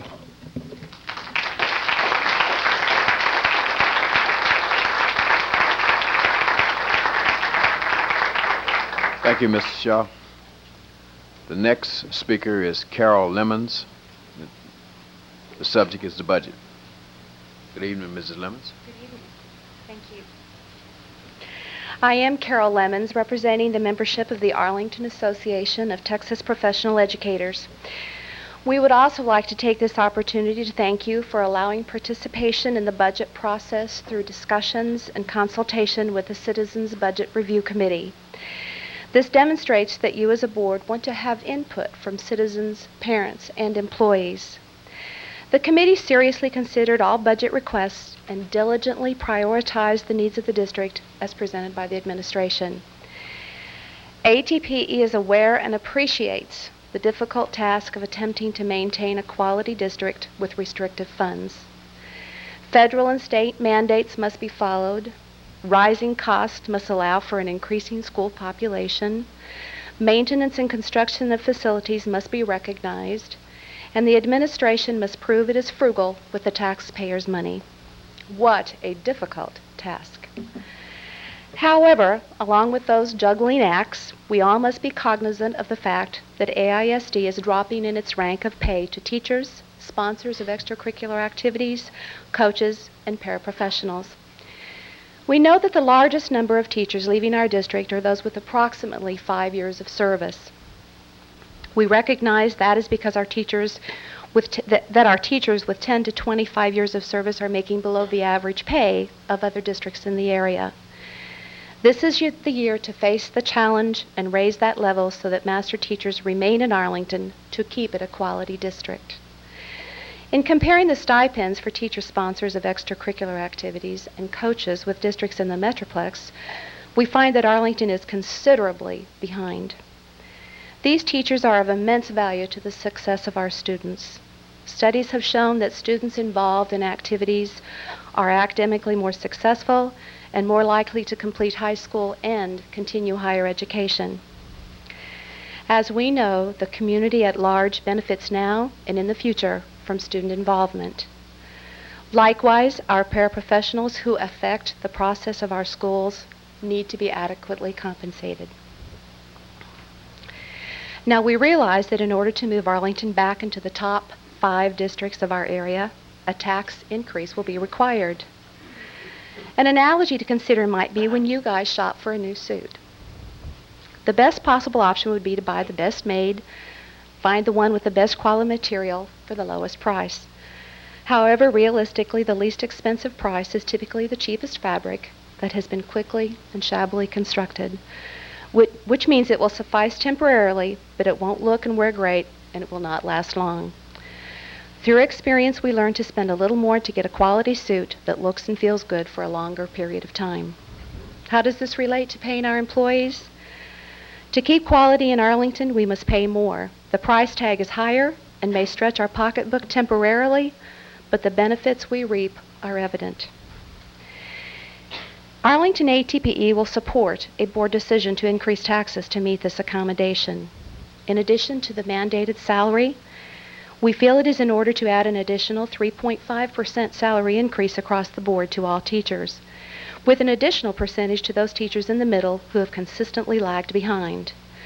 We also encourage a 7.5% salary increase across the board for paraprofessionals. To remain competitive, we need to forget the midpoint and the theory of salary compression. As Larry said, for an average house of $92,000, a cent tax increase would cost the homeowner $7.70 per year. Even a 10-cent increase equates to only $77 per year, which is an extremely good buy for quality education for our children. After all, Arlington's growth in the sale of real estate to good families and good businesses correlates to the reputation of the district. To attract and retain those families, businesses, and quality teachers, we as a community need to realize this is the year to bite the bullet and up the ante. ATPE encourages and supports your decisions to move Arlington ISD in the right direction. Thank you for your time.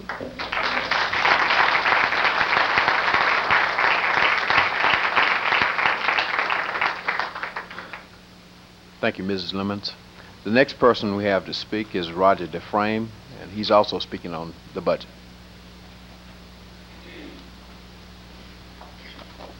Good evening, Mr. Dufresne. Good evening, President Glaspie.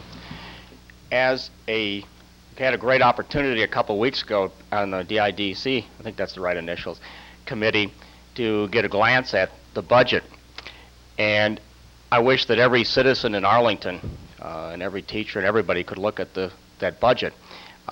It's kind of interesting to look at a wish list of about $22 million and try to figure out how you're going to squeeze it into $4 million. And it's quite a challenge, and everybody in the administration and on the board has a great challenge.